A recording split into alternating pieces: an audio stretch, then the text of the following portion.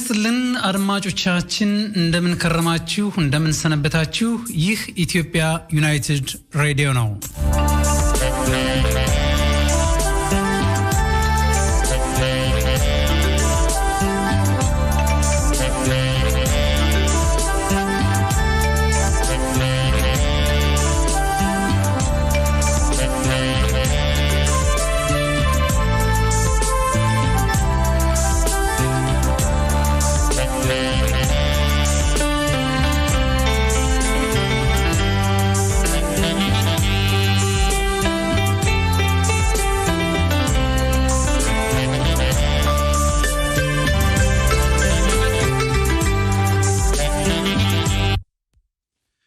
አድማጮቻችን ይህ ኢትዮጵያ ዩናይትድ ሬዲዮ ዘወትር ቅዳሜ በዚህ ሰዓት ይዘን የምንቀርበው ፕሮግራማችን ነው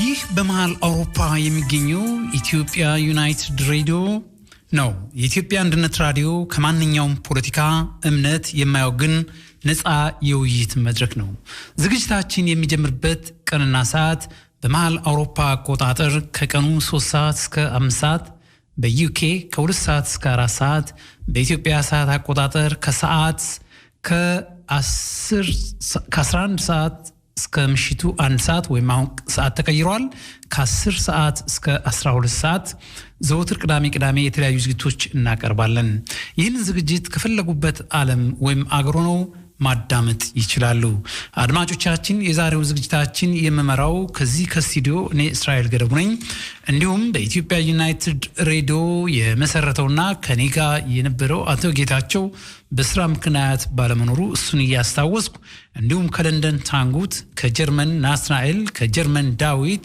ከስኮትላንድ ኢንጂነር ደረጀና እንዲሁም የዛሬ እንግዶቻችን አቶ ወንድሙ ዶክተር ትርትና ተፈራ ይዘን እንቀርባለን በተለይ በዚህ በሀገራችን ጉዳይ ላይ በመነጋገሩና በመናቀርበው በኢትዮጵያ ዩናይትድ ሬዲዮ ሌላ ዝግጅት ጀምረናል ሌላው ዝግጅታችን ምንድነው ለ30 ደቂቃ በተለይ በዚህ በሆላንድ የሚኖሩ የውጭ ዜጎች ከ2000 በላይ የሚያዳምጡ ስለሆነ በእነሱ ጥያቄ የእንግሊዘኛ ፕሮግራም ጀምረናል ወደፊት እንግዲህ በሰፊው እያየን እንቀጥልበታለን እስከዛ ድረስ መልካም ቆይታ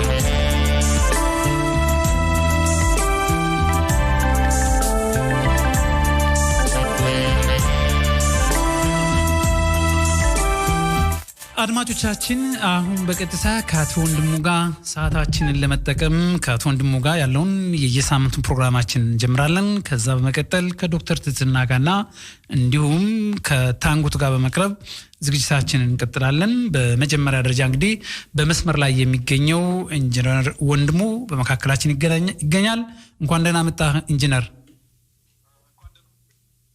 እስራኤል እንኳን ደህና ቆያችሁ አድማጮቻችን እንግዲህ በጣም ይቅርታ ባለፈው ሳምንት በሀገራችን ጉዳይ ላይ ትንሽ ሀዘን ስለነበረ ፕሮግራሙ ተቋርጦ ነበርና እንግዲህ ዛሬውን ፕሮግራም እንጀምራለን በመንጀምረው ፕሮግራማችን ላይ ቀጥታ መስመሩን ላንተ ሰጥቻለሁ ኢንጂነር ቀጥል እሺ በዛሬው ዕለት ኢትዮ አበሻ በሚለው አዲስ አበባ በሚታተመው ጋዜጣ ላይ በየሳምንቱ አንዳንድ አርቲክል ጽፋለሁ ዛሬ እዛ ላይ የጻፍኩትን አርቲክል ባነብላችሁ ደስ ይላል ትንሽ ኤክስፐሪመንት ናት ደስ ትላለች በተለይ በወቅቱ ይሄ ስለ ዘረኝነት ያለንን አመለካከት በተለይ በወጣቱ ላይ ምን እንደሚመስል አሜሪካን ሀገር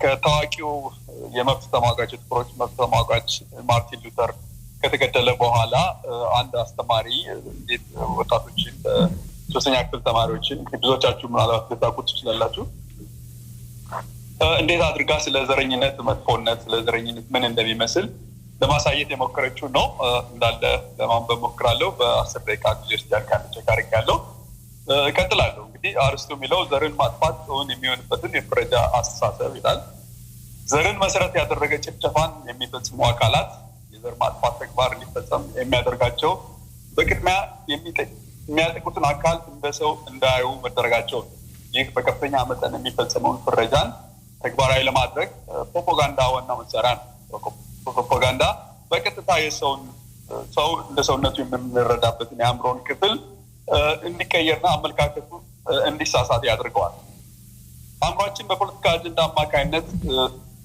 ሌላን እንደ ሰው እንዳናይ በቀላሉ ሊደረግ ይችላል ይህ አይነት አእምሮን የማታለል ተግባር የሰው ልጅ ዘግናኝ ነገሮችን ሊፈጽም ያደርጋቸዋል ዘግናኝ ተግባሮችን የሰው ልጅ እንዳይፈጽም ግን አስቀድሞ አእምሮ ማዘጋጀት ይቻላል እንግዲህ ይሄ ነው ኤክስፐሪመንቱ ይህን ማድረግ የሚቻልበት የመፍትሄ አማራጭ በ1960ዎቹ የተፈጸመ ቀላል ጥናት አሳይቷል ይህ ምርምር በዘመናዊ ቤተ ሙከራ የተደረገ ሳይሆን በትምህርት ቤት ውስጥ የተፈጸመ ነው የጥቁሮች መብት ተሟጋች ማርቲን ሉተር ኪንግ በተገደለ በነጋታው የተካሄደ ነው አንዲት የአዋ ግዛት ውስጥ የምትገኝ ትምህርት ቤት መምህር ለተማሪዎች ጭፍን ጥላቻ ምን እንደሆነ ለማሳየት የሞከረችበት መንገድ ነው ተማሪዎቹ በተፈጥሯቸው ሲያባ ቢገመገሙ ምን እንደሚሰማቸው ጠይቃቸው አብዛኛው ተማሪዎች ሊሰማቸው እንደሚችል ቢገምቱም ያን ያህል ጠልቀው አላወቁም ምክንያቱም እነሱ ያሉበት ያ አካባቢ ምንም አይነት ሌላ ከለር ያለው ህብረተሰብ ስለሌለ ሊገባቸው ስላልቻለ አንድ ሙከራ ታደርጋለች ይህ ሙከራ ምንድነው ያው ልጆቹ የተለያየ የአይን ከለር ያላቸው ናቸው እዛ አካባቢ ብዙዎቹ ነጮች ያላቸው ግማሾቹ ብራውን ወይም ቡናማ ከለር ሲኖራቸው ሌሎቹ ደግሞ ሰማያዊ ከለር ነው ያናቸው ከለር አሁን ምንድነው ያደረገችው እነዛ በሰላም ሲኖሩ የነበሩ ሶስተኛ ክፍል ተማሪዎች ቡናማ አይን ያላቸው ልጆች የትምህርት ቤቱን ውሃም በቀጥታ መጠቀም እንዳይችሉ አዘዘች የወረቀት ኩባያ ብቻ ተጠቅመው መጠጣት ይችላሉ የመጫወቻ ሜዳም ለቡናማ አይን በፍጹም አይፈቀድም ማለት ልዩ የሚያደርጋቸው ልዩ ዩኒፎርም ነገር ሰጠችና ቡናማ አይኖች ከሌላዎች ሰማያዊ አይን ካላቸው ልጆች እንዲገለሉ ታደርጋለች በዚህ አይነት እንግዲህ የልዩነት ፈጠረች ማለት ልክ የዘር ልዩነት ፖለቲከኞችም እንደሚፈጥሩ በያን ከዘች በኋላ ተግባብተናል ስትል ወዲያውኑ አንድ ተማሪ ሌላ ተማሪን እየጠቆመች እንግዲህ የራሷ ጓደኛ ናት ባለቡናማ አይናት ብላ ከሰሰቻት እንግዲህ within a fraction of second ሴትዮዋ ከተናገረች በደቂቃ ጊዜ ውስጥ በሰው ልጅ አእምሮ ውስጥ ልጆቿ አእምሮ ውስጥ ልዩነት ተፈጠረ ከዛ በኋላ መምሯ ትንሽ ቆይታ መግረፊያ በትሯን ስትፈልግ ባለ ሰማያዊ አይን የሆኑ ቶሎ ተቆመው የታዘዙትን ያልፈጸሙ ባለ ቡናማ አይኖች ወዲያውኑ ለመቅጣት እንዲያመችሽ ዱላውን ከአጠገብሽ አኑሪያሉ ወዲያው እነዚህ ሰማያዊ አይን ከለር ያላቸው ልጆች ኮምፕሊትሊ ተቀይረው ያው ብራውን አይላቸው ወይም ቡናማ አይን ያላቸው ልጆች በጠላትነት መፈረጅ ጀመሩ ከዛ ከተወሰነ አመታት በኋላ ኤክስፐሪመንት ከተደረገ ከተወሰነ አመታት በኋላ ማለት ብዙ ካደጉ በኋላ ባለ ሰማያዊ አይን የሆኑትን ሁለቱን ተማሪዎች ካደጉ በኋላ አግኝታ ጠይቃቸው ነበር ያን ያህል ስለ ድርጊታቸው በዝርዝር ባያስታውሱም በዛ በልጅነታቸው ወቅት የቡናማ አይን ባለቤት የሆኑ እኩያቸውን ያሰቃዩ እንደነበርም አምነዋል ቢኖርም በልጅነታቸው ነገሮችን በአንድ መልኩ እንመለከት ይቅርታ ወደ ላይ እንደገና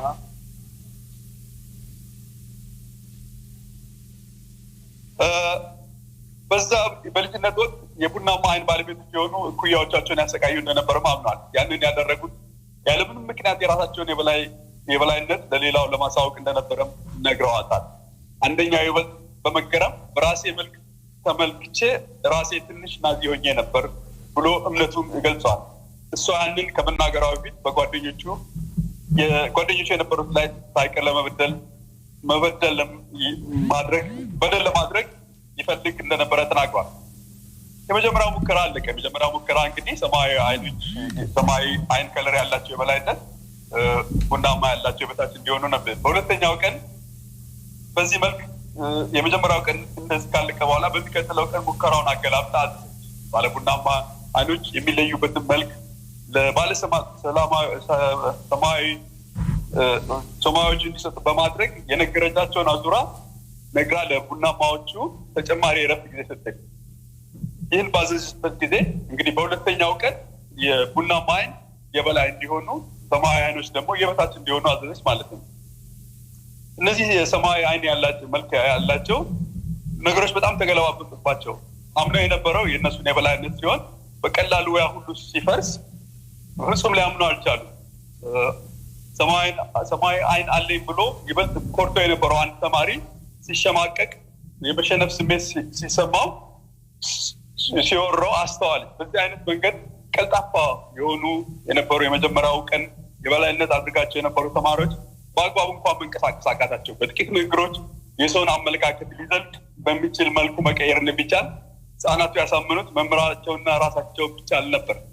ሰዎች እንደመሆናችን ከልጅነታችን ጀምሮ የተማርነው ነገር ቢኖር አንጻራዊ እይታ ነው። በልጅነታችን ነገሮችን በአንድ መልኩ እንመለከታለን። እዚህ በአንጻሩ ያለውን የሌላውን አመለካከት መረዳት እንቸገራለን። አንድ ሰው በሌላ ሰው ሆኖ ምን ያህል ያስባል የሚለውን እንዲያስተውል ቢገደድ አዲስ የሆነ የማስተዋል ሁኔታዎች በአእምሮ ውስጥ ይፈጠራል። መምህሯ ሙከራ የሰራችበት በጭፍን ጥላቻ የሚፈጠር ፍረጃ ጥሩ እንዳልሆነ ልታስተምራቸው ሞከረች። የህፃናቱን ጥረት ተሳክቶላት በአብዛኛው እንግዲህ ካደጉ በኋላ መድሎና መገለልን ይቃወማሉ። በአንድ ቀን ልዩነት ስለራሳቸው እንዲያውቁና እንዲያፍሩ አንድ ቀን ይኮራሉ የበላይ ሲሆኑ፣ በሌላ ቀን ደግሞ እንዲያፍሩ አደረገቻቸው። እንግዲህ ምን ያህል ፍረጃ ወይም ፖለቲካ በዓለም ላይ ያለው ምን ያህል መጥፎ እንደሆነ ፖለቲከኞች የሰውን ጭንቅላት እንዴት ማኒፑሌት እንደሚያደርጉ ለማሳየት ነው። እንግዲህ ከዚህ ብዙ የምንማረው ነገር አለ። የተባለ ሁሉ ማመን የለብንም። ሰዎች ለራሳቸው ጥቅም እኛን እንደፈለገው አድርገው የአእምሯችንን እንደፈለገው ሊቀይሩ ይችላሉ ነው ዋናው መልዕክት ይሄ ነው። እንግዲህ ለዛሬ ያቀረብኩት ይሄ ነው። ጥያቄ ካለ መልሳለሁ። እስራኤል በጣም ጥሩ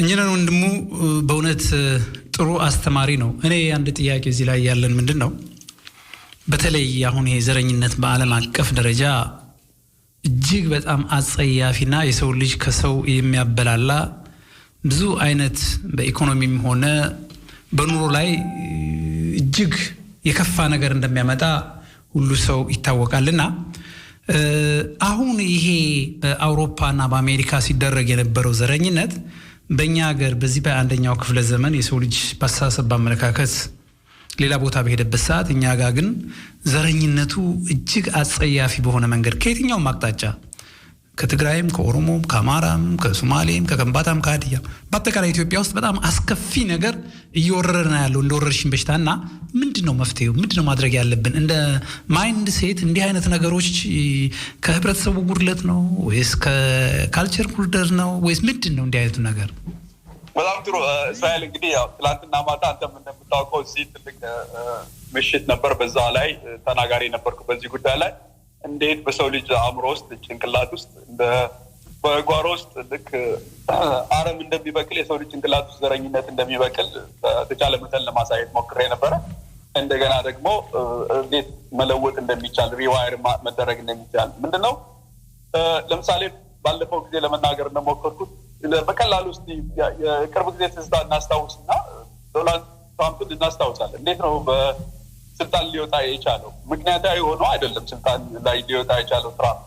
እንዴት ነው የሰዎችን ስሜታዊ አንጎል ይሄ ከእንስሳ ጋር ሼር የምናደርጋቸውን አንጎል አነሳስቶ በመጥፎ መንገድ ለራሱ ስልጣን ያዘ። እንደገናም ደግሞ የምናስታውሰው ነው ከጥቂት ወራት በፊት አሜሪካን ሀገር ውስጥ የነበረውን ልዩነት ፈጥሮ አሜሪካን በሁለት ፈጥሮ ትልቅ የሆነ በጣም በዲሞክራሲ ያደገች ሀገር እንደዛ አይነት ከመረበሽ ድረስ የደረሰውና ለማለት ምንድነው የምፈልገው ሁላችንም ስሜታዊ የሆነ አንጎል አለ። ይሄ ስሜታዊ አንጎል በፖለቲከኞች በጣም ማኒፑሌት ከተደረገ በአጭሩ መጥፎ ነገር ሊደረግ ይችላል እና የመጥፎ እድል ሆኖ ያለፉት 30-40 ዓመታት የኢትዮጵያ ሕዝብ በአጋጣሚ ሆኖ የዛ አይነት ስራ የበላይነት ይዞ ሰዎች ጭንቅላታቸውን ተጠቅመው ማኒፑሌት ተደረገ።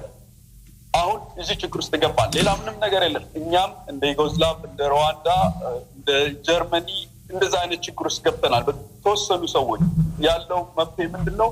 መለወጥ ይቻላል። የሰው ልጅ አብሮ ፕላስቲክ ነው እንደገና አዲስ መስራት ይቻላል በተለይ ወጣቱ ላይ በደንብ ከሰራን መለወጥ እንችላለን ያለውን ሁኔታ በጣም ከባድ ነው ጊዜ ይፈጃል ነገር ግን ይለወጣል ነው ማለት በጣም አመሰግናለሁ አቶ ወንድሙ ምናልባት በመጨረሻ የምታስተላልፋቸው ነገሮች ካሉ ለአድማጮቻችን እስኪ መልእክት ያው ባለፈው ሳምንት እንደገለጽ ነው እኔ በጣም ከካፕሮ ሳይንስ አንፃር ማየው ምንድነው ስሜታዊ አንጎላችን በተለይ ኢትዮጵያ ውስጥ ስሜታዊ አንጎላችን ከእንስሳት ሼር የምናደርገው ስሜታዊ አንጎላችን ሃይጃክ አድርጎን ሪዝን በጣም ጠፍቷል በአሁኑ ጊዜ ኢትዮጵያ ውስጥ ያለነው ውጭ ያለነው እና ሰከንድ በጣም ማለት መቻል አለብን በጣም ከስሜት መውጣት አለብን ያንዳንዳችን ቦክስ ውስጥ ሳጥን ውስጥ ነው ያለነው ያንዳንዳችን የራሳችን ትርክት አለ እስራኤል ማታም ስንናገር ሰምታል መጀመሪያ እኮ ራሳችን ከራሳችን መታረቅ አለብን እና አሁን ችግሩ ያለው ያንዳንዳችን ላይ ነው ከሌ ፖለቲከኛ ወይም አንድ ዘሬ ምናምን ሳይሆን እያንዳንዳችን እስቲ ቁጭ ብለን ከራሳችን ጋር እንናገር ምንድነው እኔ ኮንትሪቢዩት ላደርግ የምችለው ከራሴ ጋር ልታረቅ ራሴ ውስጥ ሰላም ልፈጥር እና ይሄንን ማሰብ መቻል አለብን ምንድነው ለራሴ የምነግረው ትርክ ከዛ ትርክ ልውጣ የራሴን ትርክ መፈተሽ አለብን የእያንዳንዳችን ትርክ እኮ አብዛኛው ውሸት ነውና የከዛ ውሸት ወጥተን ገባንበት ራሳችንን አንድ ሳጥን ውስጥ ነው ወይ ወዘሩም በፖለቲካም በምን አንድ ሳጥን ከተናል ከዛ ውስጥ እናውጣ ከራሳችን እንታረቅ በዛ መንገድ አገራችን ሰላም ትፈጥራለች ይሄን ነው መናገር ፈልኩ በጣም አመሰግናለሁ ኢንጂነር ወንድሙ በሚቀጥለው ሳምንት እስከምንገናኝ ድረስ ዛሬ ላቀረብክልን ነገር ከልብ እናመሰግናለን እግዚአብሔር ይስጥልን እኔም በጣም አመሰግናለሁ መልካም ሳምንት መልካም ፋሲካ ለአድማጮቻችን ለሁላችን አድማጮቻችን የምትከታተሉት ኢትዮጵያ ዩናይትድ ሬዲዮ ነው ኢትዮጵያ ዩናይትድ ሬዲዮ ከማንኛውም ፖለቲካ ሃይማኖት ነፃ ሆኖ በሀገራችን ጉዳይ ላይና በባህላችን ጉዳይ ላይ የምንነጋገር የምንወያይንን ፕሮግራማችን ይቀጥላል እስከዛ ድረስ እንግዲህ አንድ ሙዚቃ ልጋብዛችሁና ወደ ዶክተር ትትና እንሄዳለን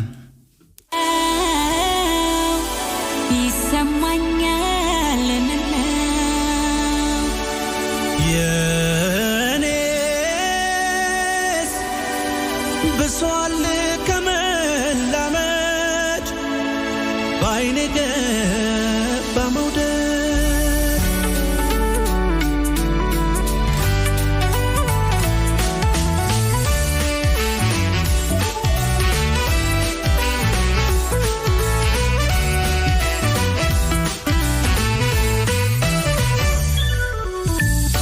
ባንድይታ ተዳክሜ አይኖችሽ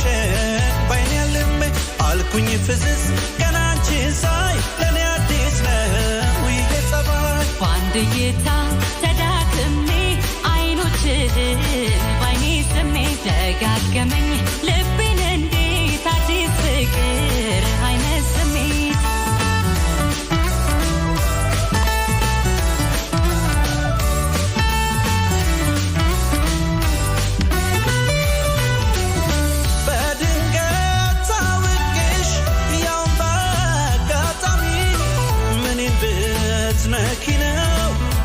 አድማጮቻችን ተመልሰናል ወደ ሙዚቃው ተመልሰን እንመጣለን አሁን በመስመር ላይ ዶክተር ትትና በመካከላችን ትገኛለች ዶክተር ትትና እንግዲህ በየሳምንቱ በተለይ ለጤናችሁ አስፈላጊ የሆነ ነገርና በጤናችሁ ለምትከታተሉ አድማጮቿ በሙሉ ዛሬም ዝግጅቷን ይዛልን መጣለች ባለፈው ሳምንት የነበረውን ጥያቄ አነሳላትና በተለይ በሀገራችን በአብዛኛው የደም ብዛት የስኳር በሽታ የልብ እንዲሁም ደግሞ በተለይ የደም ማነስ በሽታዎች ያጠቃሉ ለነዚህ ምን አይነት መፍትሄ ነው ያላችሁ መፍትሄውስ እንዴት ልናገኘው እንችላለን የሚለው ጠቅለል ባለ ሁኔታ ዛሬ እንግዲህ በስኳር በደም ብዛትና በዚህ በደም ማነስ ወይም ደግሞ በአመጋገብ ሞባይል መድኃኒቶች ካላችሁ እንግዲህ ዶክተር ትትና በመካከላችን ትገኛለችና ሰዓቷን እሷ ትጠቀማለች ጤና ይስጥልኝ ዶክተር ትትና እንደምን አለሽ ሰላም ነሽ ወይ ዘማይሰር መስከም አድማጮች እንደምን አላችሁ እግዚአብሔር ይመስገን ሰላም ነን እስቲ እንግዲህ ዛሬ ፕሮግራምሽን እንግዲህ ያው ባለፈው ሳምንት አንዳንድ ምክንያት አልተላለፈም ነበርና እስቲ እንግዲህ ወደ ፕሮግራምሽ ግቢና ቀጥይ እስኪ እንግዲህ ጥያቄው ይሄን ያተኮረ ነው እሺ ያው ባለፈው 2 ሳምንት ስለ አንዳንድ ነገሮች ስለ ስትረስ እና ስለ ጭንቀት ምን እንደሆነ ምክንያቱ መነሻው እና እንደዚሁም መፍትሄውን በሚመለከት ተነጋግረን ነበር ዛሬ ደግሞ ይዤላችሁ የቀረብኩት በእንደዚሁ በበሽታዎች ምክንያት ላይ የሚመጡ አንዳንድ ነገሮች ነው በሽታ ከመሆኑ በፊት የሚነሱበት የውስጥ ህመም የውስጥ ዲፕ የሆነ የነፍስም ልትለው ትችላለህ ዲፕ የሆነ ኢንጁሪ አለ ህመም አለ ፔን አለ እነዛ ምንድናቸው እነዛ ህመሞች የተለያየ በሽታን የሚያስነሱ ህመሞች ናቸው እና እነዛ ምንድናቸው በሚለው ላይ ተዘጋጅቼ መጥቻለሁ አንድ መጽሐፍ የምትጽፍ ሊዝ ጉርጎን የምትባል ካናዳዊት አለች እና እሷ የእሷን ጽሑፍ መነሻ በማድረግ ነው ተዘጋጅቼ መጣሁ ውስጣችን እንግዲህ የተለያየ ኢሞሽን እንኖራለን በአካላዊ ይሁን በስሜታዊ በአይምሮ ህመም በተለያየ መነሻ 5 መሰረታዊ ቁስሎች አሉ ብላ ነው እሷ የምታነሳ የጠቀሰችው እንግዲህ እነዛን ቁስሎች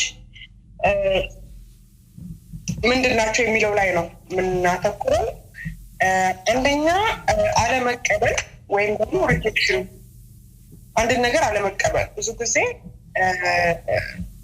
ሰዎችም ዘንድ ነው ተቀባይነትን አለማግኘት ወይም ደግሞ ሰዎችንም አለመቀበልም ሊሆን ይችላል ወይም ደግሞ የአንድ አይዲያን በቤተሰብም ሊሆን ይችላል ይሄ ነገር በቤተሰብም ሊሆን ይችላል ፕራይቬትም ሊሆን በስራም ቦታ ሊሆን ይችላል አንድ ሌላው ሰው የሚለውን ነገር ላለመቀበል ወይም ደግሞ ሌላ ሰው የሚለውን ነገር ኢሪቴት የሚያደርገው ሰው ማለት ነው ያ ሰው ወይም ደግሞ አለማመን ሊሆን ይችላል በእንደዚህ ሁኔታ ብዙ ጊዜ የሚመጡ በሽታዎች አሉ ያ ምንድነው ለምሳሌ እንደ ኦቲስት ያሉ ከሪያሊቲ ውጭ ማለት ሪያሊቲውን አንድ ሰው አለመቀበል ያይንዛ አይነት ባህሪ ያለው ሰው ማለት ነው ብዙ ጊዜ የጆሮ ህመሞችና ኦቲስት ምናምን የሆኑ ህመሞችን ነው የሚያጋጥመው እንደዚህ አይነት ኢሞሽን ላይ ቪክቲም የሆነ ሰው ማለት ነው ሌላኛው ሁለተኛው ደግሞ አባንደንት ወይም ደግሞ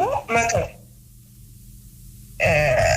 አሁን ለምሳሌ ልጆች በተለይ ልጆችን በትልቅ ሰው ላይ የሚመጣ የህመም ሁኔታ ነው እኛው ልጆች ተወልደው በቤተሰቦቻቸው አባንደንት ሊሆኑ ይችላሉ ሊጣሉ ይችላሉ ማለት ነው ወይ ተጥለው ወይ ጉድፈቻም ሊሆን ይችላል ወይም ደግሞ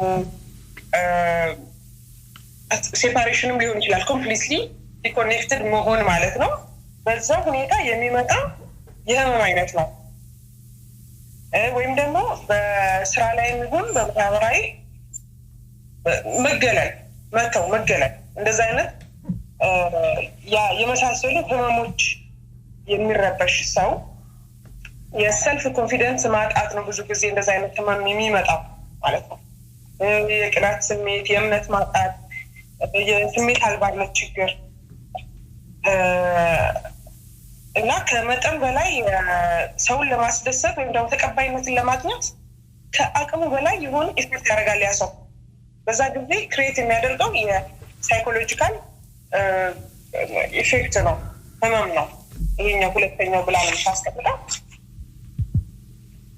ሶስተኛው ደግሞ ሂዩሚሊዬሽን ወይም ደግሞ መዋረድን ያመለክታል እና ሰልፍ ስቲምን ደግሞ ይሄን ደግሞ ያሳጣል መዋረድ አይዴንቲቲያችንን ነው የሚነካው መዋረድ ሂዩሚሊዬሽን የምንለው የራሳችን ውስጥ አይዴንቲቲ ስለሚነካ ይህ የአይምሮን የሚነካ በሽታዎችን ነው የሚያመጣው ኦል ሳይኮሎጂካል እና ኒውሮሎጂካል የሆኑ በሽታዎችን ነው የሚያመጣው እንደዚህ አይነት የስሜት መነካት ማለት ነው አራተኛ ክህደት ወይም ደግሞ ቢትራያል የሚለው ነው ይህም ደግሞ በሰው ላይ እምነት ማጣትን የጥርጣሬ መንፈስን ያመጣል ከባድ የሆነ የመንፈስ መረበሽንም ያመጣል ዲፕሬሽን አኖሬክሲ ወይም ደግሞ ክብደት መጨመርንም እስከ ሱሳይድ የሆነ ችግርንም ሊያመጣ ይችላል ይሄ የቢትራያል ችግር ማለት ነው የልብ ችግርንም ያመጣል ምክንያቱም ከእምነት ጋር የተያያዘ ነው አንድን እምነት አንድ ሰው ወይም ደግሞ ያንን ህብረተሰብ እምነት እያለን ክህደት ወይም ደግሞ ትራይል በሚኖርበት ጊዜ የሚፈጠር በጣም ዲፕ የሆነ ዲሴፕሽን ነው ማለት ነው ይሄኛ በሽታ አምስተኛው እና የመጨረሻው ኢፍትሃዊ ወይም ደግሞ ኢንጀስቲስ የሚለው ነው። ይሄኛው ያው ብዙ ጊዜ በህይወታችን ላይ ህይወት በድላኛለች ብሎ ሁሉ ጊዜ በሚያማርበት ጊዜ ማለት ነው ራሱን ሁሉ ጊዜ የተበደለ አድርጎ የሚያይ ሁሉ ጊዜ ነው በቃ ምንም የፖዚቲቭ ፓርትም አያይም ህይወትን ማለት ነው። ያ ሰው ብዙ ጊዜ የአጥንት በሽታዎችን ነው ዲቨሎፕ የሚያደርገው ላይክ ሮማቲዝም፣ አርትሪት፣ አርትሮዝ የመሳሰሉት ማለት ነው። ምክንያቱም ህይወት አጥንታችን ህይወታችን ነው። ሰው ሁልጊዜ ህይወት ለሱ ብራይት እንዳልሆነች ህይወት ለሱ እንዲሆኝ ነው እንዲህ ነው በቃ ቪክቲም አድርጎ ራሱን እንትን ይላል ማለት ነው። ጀስቲስ እንዳላገኘ አይነት ነገር ነው ሁልጊዜ ብሬን ውስጥ ያለውና ወደፊት በእንደዛ በሚቀጥልበት ጊዜ የተለያዩ በሽታዎችን ዲቨሎፕ ያደርጋል ማለት ነው ያሰው እና ይሄ እንግዲህ ያው መከላከያ ባለፈው 2 ሳምንት እንደገለጽኩት ዋንስ ኢቭን በሽታውን ካወቅነው አንድ ሰው ሮማቲዝም አለበት ከተባለ ምንድነው መፍትሄው ምንድነው ኮዙ ብሎ እንደዚህ ያው ባህሪውን ኢሞሽኑን ወደኋላ ቆም ብሎ ማጥናት መቻል አለበት።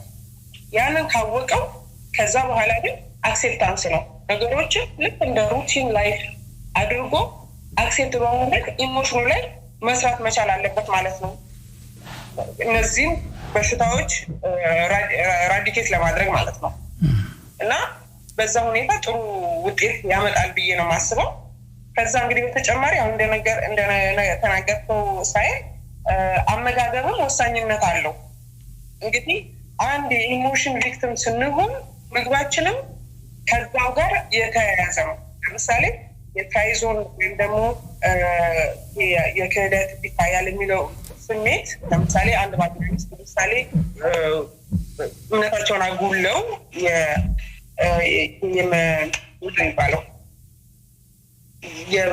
ምንድን ነው ይሄ ክህደት ነገር ካለ መሀላቸው በጣም ብሬክ የሚያደርግ ስሜት ነው የሚሰማቸው። የዛን ጊዜ ያ ሰው ወይም ያቺ ሴት በጣም ልትበላ ትችላለች ወይም ደግሞ ጭራሽ ምግብ ሊያቆም ይችላል። የዛን ጊዜ አኖሬክሲ ይከሰታል ወይም ደግሞ በጣም ክብደት መጨመር ይከሰታል እና ከዛ ጋር ተያይዞ የሚመጣ በሽታ ነው እንግዲህ ያለው። አሁን ይሄን ኮዙን ነው የምንናገረው። ከዛ ጋር ደግሞ ተያይዞ የሚመጣ በሽታ ሀይ የሆነ ክብደት ከሆነ ያው ዲያቤት ይመጣል፣ ሃይፐርቴንሽን ይመጣል፣ ሌሎች ነገሮችን የሰርኩሌሽን ችግሮች ይመጣል እና ከዛ ጋር ተያይዞ የሚመጡ በሽታዎች ናቸው። ግን መጀመሪያ እዛ ላይ ከመድረሱ በፊት እነዚህ ያሉ ኮዞቹ ናቸው። በምን ምክንያት ይመጣል ይሄ ነገር ነው እና ያንን በማስወገድ ነገሮችን ቀለል አድርጎ በማየት እና በመቀበል እነዚህ ነገሮች ማስወገድ ይቻላል ማለት ነው። ከዛም ጋር ተያይዞ የአመጋገብን በመቀየርና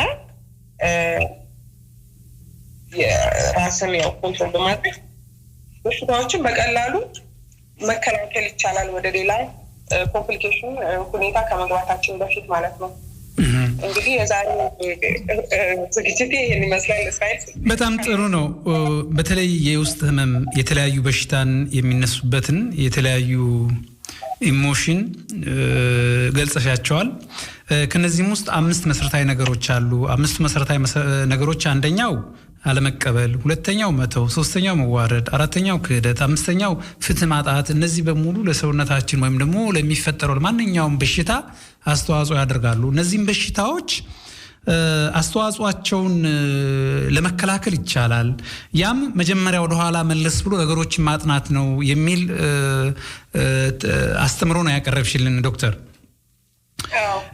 እንግዲህ ለእያንዳንዱ መቼም የየራሱ ለምሳሌ ክህደትን ወይም ደግሞ በሰው ላይ እምነትን ማጣት በምናይበት ሰዓት የልብ ህመም፣ ራስን ማጥፋት የተለያየ ነገር ሊያመጣ ይችላል ተብሏል። ብዙ ጊዜ እንዲህ አይነት ነገሮች ምልክቶቹን በሚታዩበት ሰዓት ምንድነው ማድረግ ያለበት? ምልክቶቹን ካየ በኋላ አንድ ሰው አካባቢው ወዳለ የጤና ባለሙያ መሄድ አለበት ወይስ አካባቢ ያሉ ሰዎች ማማከር አለበት? ምንድነው ማድረግ ያለበት እነዚህ አይነት ምልክቶች በሚታዩበት ሰዓት? አሁን ለምሳሌ ይሄንን የክህደትን በሚመለከት ብዙ ሰው እፍረት ይኖረዋል። ምክንያቱም የተከዳበትን የመሸነፍ መልክ መስሎ ስለሚታየው ማለት ነው እና ብዙ ጊዜ አካባቢ ላለው ሰው ላይናገር ይችላል እንደው ከሰማብኝ ብሎ ሌላ ጭንቀት ሊፈጥርበት ይችላል ስለዚህ ምንድነው ያ ሰው የሳይኮሎጂ ባለሙያዎች አሉ ወይም ደግሞ እንደዚህ ነጥቦች አሉ ወይም ደግሞ ኢቭን ዶክተሮች ጋር ሄደው ማማከር ተገቢ ነው በጊዜ ማለት ነው በጣም ሳይበስ ያው ዲፕ ነው በጣም ክሮኒክ ደረጃ ከደረሰ ዲፕሬሽን ውስጥ ይገባል ያ ሰው ጭራሽ ከቤቱ ማይወጣ ዶክተር ጋር ይሄድና በጣም ከባድ ሁኔታ ላይ አኖሬክሲ እንደሞ የክሳት በጣም ኤክስትሪም የክሳት ላይ ከደረሰ እና የራስ ማጥፋት ደረጃ ሳይደርስ የሕክምና ባለሙያዎች ማማከር መቻል አለበት እንደዛ የሚደረጋ ሲደርስ ማለት ነው ሳይደርስ በጣም ጥሩ ዶክተር ምናልባት እንግዲህ ሰዓታችንን ማልቋል መጨረሻ የምታስተላልፉ መልእክት ካለ መስመሩ ያንቺ ነው ዶክተር እንግዲህ ያው ጤናችሁን እንድትጠብቁ ነው የምመክረው እኔ ያው አንዳንድ ጥያቄዎች አንዳንድ አርስቶች አንዳንድ የምነግራችሁ ነገር ወይም ደግሞ ጥያቄዎች ካላችሁ አድማጮች እንድትጠይቁ ጠይቃለሁኝ እና በዛ ላይ ተዘጋጅቼ የማውቀውን እንዳካፍላችሁ ማለት ነው ብቻ ማመጣውን ነገር እንዳልል ማለት ነው እንግዲህ በሚቀጥለው ሳምንት በሌላ ዝግጅት እስከምንጠብቅሽ ድረስ ጥያቄዎችም ያላችሁ አድማጮቻችን ብትጽፉ በቀጥታ ከዚህ ከራሳችን ማግኘት እንችላለን ጥያቄውን ልንጠይቅ እንችላለን ዶክተር ላደረግሽልን ነገር ከልብ እናመሰግናለን አመሰግናለሁ እግዚአብሔር ይስጥልን መልካም ቆይታ አድማጮቻችን የምትከታተሉት ኢትዮጵያ ዩናይትድ ሬዲዮ ነው ኢትዮጵያ ዩናይትድ ሬዲዮ ከማንኛውም ፖለቲካ ሃይማኖት ነፃ ነው ማንኛውም ኢትዮጵያዊ በአስተሳሰብና በአመለካከት ከቫይለንስ እርስ በርስ ከማጋጨት ወይም ደግሞ ከዘረኝነት ይወጣ ማንኛውንም ጥያቄና ውይይት ማድረግ እንችላለን እስከዛ ድረስ እንግዲህ እስኪ አንድ ሙዚቃ ልጋብዛችሁና ከዛ በኋላ ወደ ሚቀጥለው ዝግጅታችን ቀጥታ ወደ ታንጉት እንሄዳለን ይሄን ሙዚቃ ልጋብዛችሁ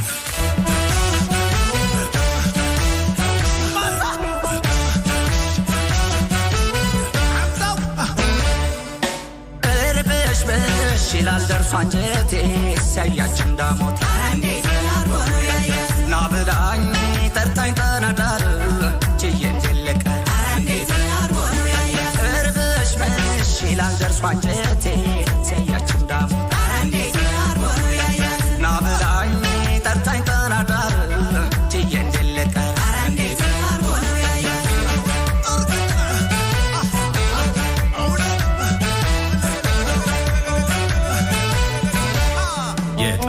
ልጅ ናት የንጉስ የቤት ጉበኛ የሐዲስ ልክ እንደ ቅኔ ያለ ሳልሳ ዘርፋ አስቀረች ማንኩሳ አጨዋታ ከሷ ጋር ዘጌ ጎርጎራን አባይ ዳር ባታይታና በአካል ስንቱ በዝና እኔ ወሎንኝ እሷ ጎጃሜ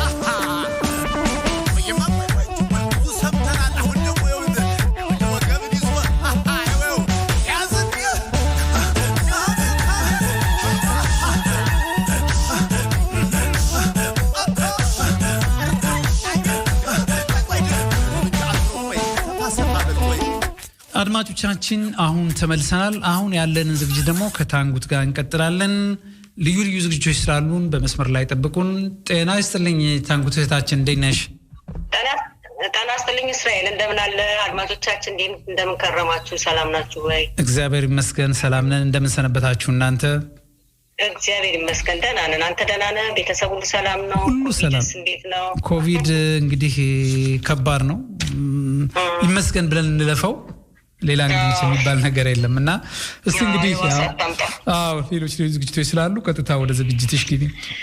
እሺ ጤና ይስጥልኝ አድማጮቼ እንደምከረማችሁ። ዛሬ ደግሞ ያው እንደተለመደው አንዲት ኢትዮጵያዊ ሳይንቲስት ታሪክን ይዤ ቀርቤያለሁ። ያው ያስተምራል ብዬ ስለማስብ ማለት ነው። ከዓለማችን ተጽዕኖ ፈጣሪ ሳይንቲስቶች መካከል አንዷ ስለሆኑ ዶክተር ሰገነት ቀለሙ ነው የዛሬ ፕሮግራሜ። የተባበሩት መንግስታት ድርጅት ቅርንጫፍ የሆነው የተባበሩት መንግስታት የስርዓተ ጾታ እኩልነትና የሴቶች ማጎልበት ዩኤን ዊሜን ከዓለማችን ተጽዕኖ ፈጣሪ የሆኑ 7 ስመጥር ተመራማሪዎች መካከል ተቀማጭነቱ ናይሮቢ ኬንያ የሆነው የነፍሳት አካላትና አካባቢ ጥናት ዓለም አቀፍ ማዕከል ኢሲፒ ዋና ዳይሬክተር የሆኑትን ኢትዮጵያዊቷን ዶክተር ሰገነት ቀለሙን መርጧል። ከክብር ዶክትሬት ጀምሮ በበርካታ ዓለም አቀፍ ሽልማቶች ባለቤት የሆኑት ዶክተር ሰገነት ቀለሙ ተወልደው ያደጉት ጎጃም ፍኖተ ሰላም ከተማ ነው። ፍኖተ ሰላም ያኔ በጣም ትንሽ የገጠር መንደር ነበረች። መብራት፣ የቧንቧ ውሃ እንዲሁም ምንም አይነት መሰረተ ልማት አልነበረም። የመጀመሪያ ደረጃ ትምህርታቸውን በተወለዱበት መንደር የመማር እድል ቢያገኙም የሁለተኛ ደረጃ ትምህርት ቤት በአካባቢው ስላልነበረ የሁለተኛ ደረጃ ትምህርት ለመከታተል ደብረ ማርቆስ ሄደው ተማሩ።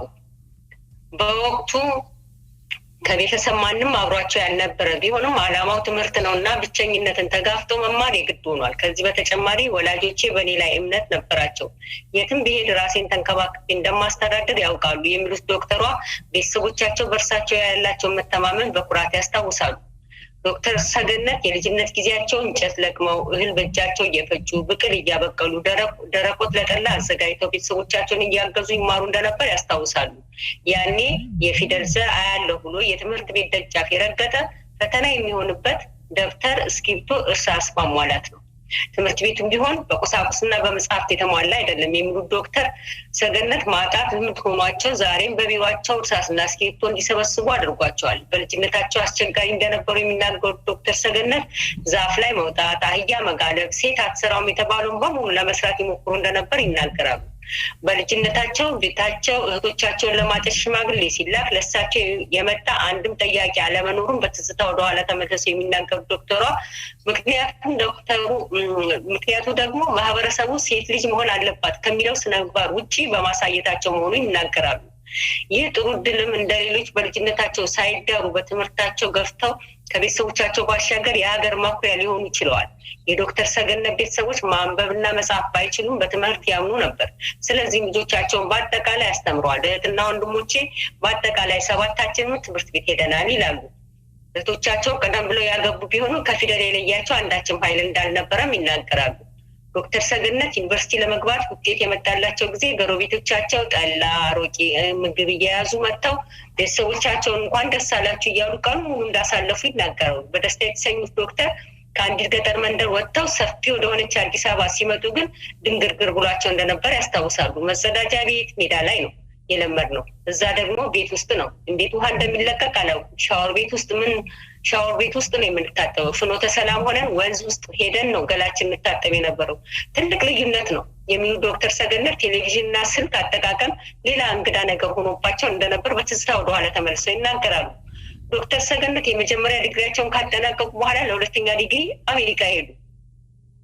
ሁለተኛ ዲግሪያቸውን ከመጨረሳቸው በፊት ለሶስተኛ ዲግሪ የነጻ ትምህርት እድል አገኙ። የሁለተኛ ደረጃ ትምህርትን ለማግኘት ከወላጆቻቸው በግድ የተነጠሉት ዶክተር ሰገነት ዲግሪ በዲግሪ ላይ መጥቶ የምሁራን ቁንጮ እንደሚሆኑ ማን ልብ ይል ነበር። በአጠቃላይ ሁለተኛ ዲግሪ ሳይጠናቀቅ ነበር ብዙ ቦታ የስራ በር የተከፈተላቸው። ያም ኔጋ ቢላቸውም ቅሉ ኮርኔል ዩኒቨርሲቲ ቀዳሚ ምርጫቸው ሆነና ወደዛ ቀኑ።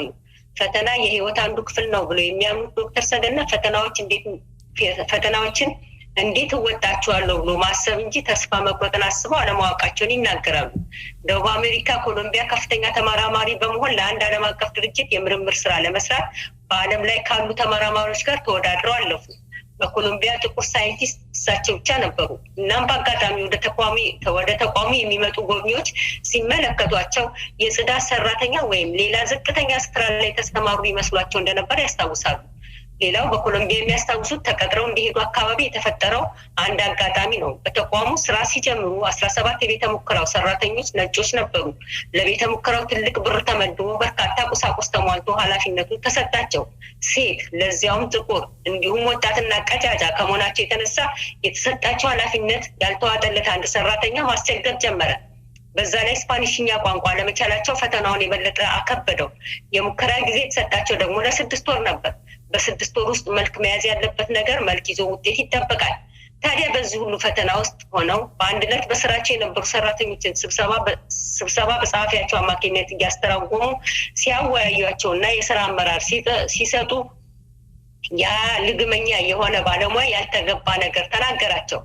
ማንሰራ ምን ታደርጊናለሽ በማለት የሀገሪቱን የሰራተኛ ህግና የቀድሞ አለቃቸውን ጠቅሶ እምቢተኝነቱን አሳየ።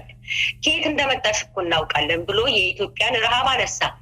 እኔን አልፎ 100 ሚሊዮን ህዝብ ስለሰደበ ከስራ መባረሩን ነገርኩት። ከዛም ድርጅቱ በርካታ ገንዘብ ከፍሎ አሰናበተው። የእርሱ መሰናበት በመስሪያ ቤቱ በአጠቃላይ ተሰማ። ሌሎች ስራቸውን ሰጥ ብለው እንዲሰሩ ምክንያት ሆነ። ያንን ጠንካራ ውሳኔ መወሰኔ እኔንም ውጤታማ አደረገኝ ይላሉ። ትምህርት ከቆራጥነት ጋር ተዳምሮ ስኬታማ ያደረጋቸውን እንዲህ አይነቷን ነው። በእንዲህ አይነት ተራ ጉዳዮች ተበሳጭተው እንደማያውቁ የሚናገሩት ዶክተር ሰገነት ዋና የረዳቸው ነገር በማንነት መኩራትን ተምረው ማደጋቸው እንደሆነ ይገልጻሉ። በትምህርት ቤትም በቤትም ቆንጆ ነን፣ ጎበዝ ነን፣ ማንም ሰው ሊያሸንፈን አይችልም፣ ቅኝ አልተገዛንም እየተባል መማራችን በማንነቴ እንድኮራና በትንንሽ ነገሮች እንዳልናወጥ ጠቅሞኛል የሚሉት ዶክተር ሰገነት የኢትዮጵያ ረሃብ ጉዳይ በስራ ቦታ ብቻም ሳይሆን በመንገድ ላይም ገጥሟቸው እንደሚያውቅ ያስታውሳሉ። ኢትዮጵያ የረሃብ ሀገር ናት የሚሉት ኢትዮጵያ ረሃብተኛው ሀገር ሳትሆን ቡናን ለዓለም ያስተዋወቀችው ናት በማለት በቡናቸው የሚኮሩትን ኮሎምቢያውያን አፍ ያስይዙ እንደነበር ይናገራሉ። በሰለጠነው ዓለምም ይሁን በሀገር ላይ የትም ሀገር ሲኮን የስራንና የቤተሰብ ሚዛንን መጠበቅ ለሴት ልጅ ከባድ እንደሆነ ዶክተር ሰገነት ይናገራሉ። ለእኔ ጥሩነቱ ጥሩ ባል አለኝ፣ እሱም ሳይንቲስት ነው፣ የቤቱን ስራ አብረን ነው የምንሰራው፣ እንደውም ብዙ ይሰራ የነበረው እሱ ነው በማለት ስለ ትዳር አጋራቸው ለስኬታቸው ስለሚያደርገው አስተዋጽኦ በአመስጋኝነት ይናገራሉ። በአሁኑ ወቅት ነፍሳት ላይ የምርምር ስራቸውን እያካሄዱ የሚገኙት ዶክተር ሰገነት በዓለም ላይ ከ1 ሚሊዮን በላይ የነፍሳት ዝርያ እንደሚገኙ ይናገራሉ። አብዛኞቹ ነፍሳት ሰራተኞች ናቸው የሚሉት ዶክተር ሰገነት እነዚህ ነፍሳት ተጠቅሞ የበርካታ ሰዎችን ህይወት ለማሻሻል የተለያዩ ጥናቶችን እየሰሩ እንደሚገኙ ይጠቁማሉ። በኢትዮጵያ ውስጥ የሐር ትልን ለማስለመድ እየሰሩ የሚገኙ ሲሆን በምግብም ረገድ ነፍሳት አማራጭ እንደሚሆኑ መታሰብ እንደሚገባ ያመለክታሉ። በአፍሪካ፣ እስያ፣ ላቲን አሜሪካ፣ ደቡብ አሜሪካ 2 ሚሊዮን ህዝብ ነፍሳት እንደሚመገብ እንደ ጀርመን ያሉ ያደጉ ሀገራትም ለህዝባቸው ይህንኑ ለማስለመድ እየሰሩ መሆኑን ጠቁሞ ኩራት እንደማይሆን ለማሳየት ይጥራሉ። አሁን የሚሰሩበት መስሪያ ቤት ከሚሰራቸው ስራዎች መካከል አንዱ ይህንን ማስተዋወቅና የምግብ ይዘቱና ጥቅሙን መተንተን ሲሆን የሚጎዱ እንዲሁም የሚጠቅሙ ነፍሳት ስላሉ ሁለቱንም ማመጣጥነን መኖር እንደሚቻል በጥናት በምርምር ማሳየት ነው ብለዋል። ሌላ የምርምር ስራቸው የሚያተኩረው የከብት መኖ ላይ ነው። ደቡብ አሜሪካ እያሉ ይሰሩት የነበረው የምርምር ስራቸው ኢትዮጵያ ውስጥ ገበሬዎችን ተጠቃሚ ማድረጉን ይጠቁማሉ። የበርካታ ገበሬ ህይወት ተሻሽሏል፣ ከላሞቻቸው የሚያገኙት የወተት ምርት ጨምሯል፣ ይህንንም በማየቴ ደስተኛ ነኝ ይላሉ። ይህን የከብት መኖ ከኢትዮጵያ መንግስት ጋር ሆኖ በአመት ለ20,000 ገበሬ ለማድረስ እቅድ እንዳላቸውም ያስረዳሉ። ዶክተሯ ቀሪው እድሜ ዘመናቸውን የገበሬውን ህይወት በማሻሻል ገበሬውን መርዳት ፍላጎታቸው መሆኑን አስረድተው በሚሰሩበትን ቦታ ከአፍሪካና ከአፍሪካ ውጭ 2ኛና 3ኛ ዲግሪያቸውን ለመስራት የሚመጡትን ተመራማሪዎች ማገዝ፣ ማሳደግ፣ ለውጤት ለማብቃት ያላቸውን እውቀት ያለ ስስት ማጋራት ፍላጎታቸው መሆኑን ይገልጻሉ።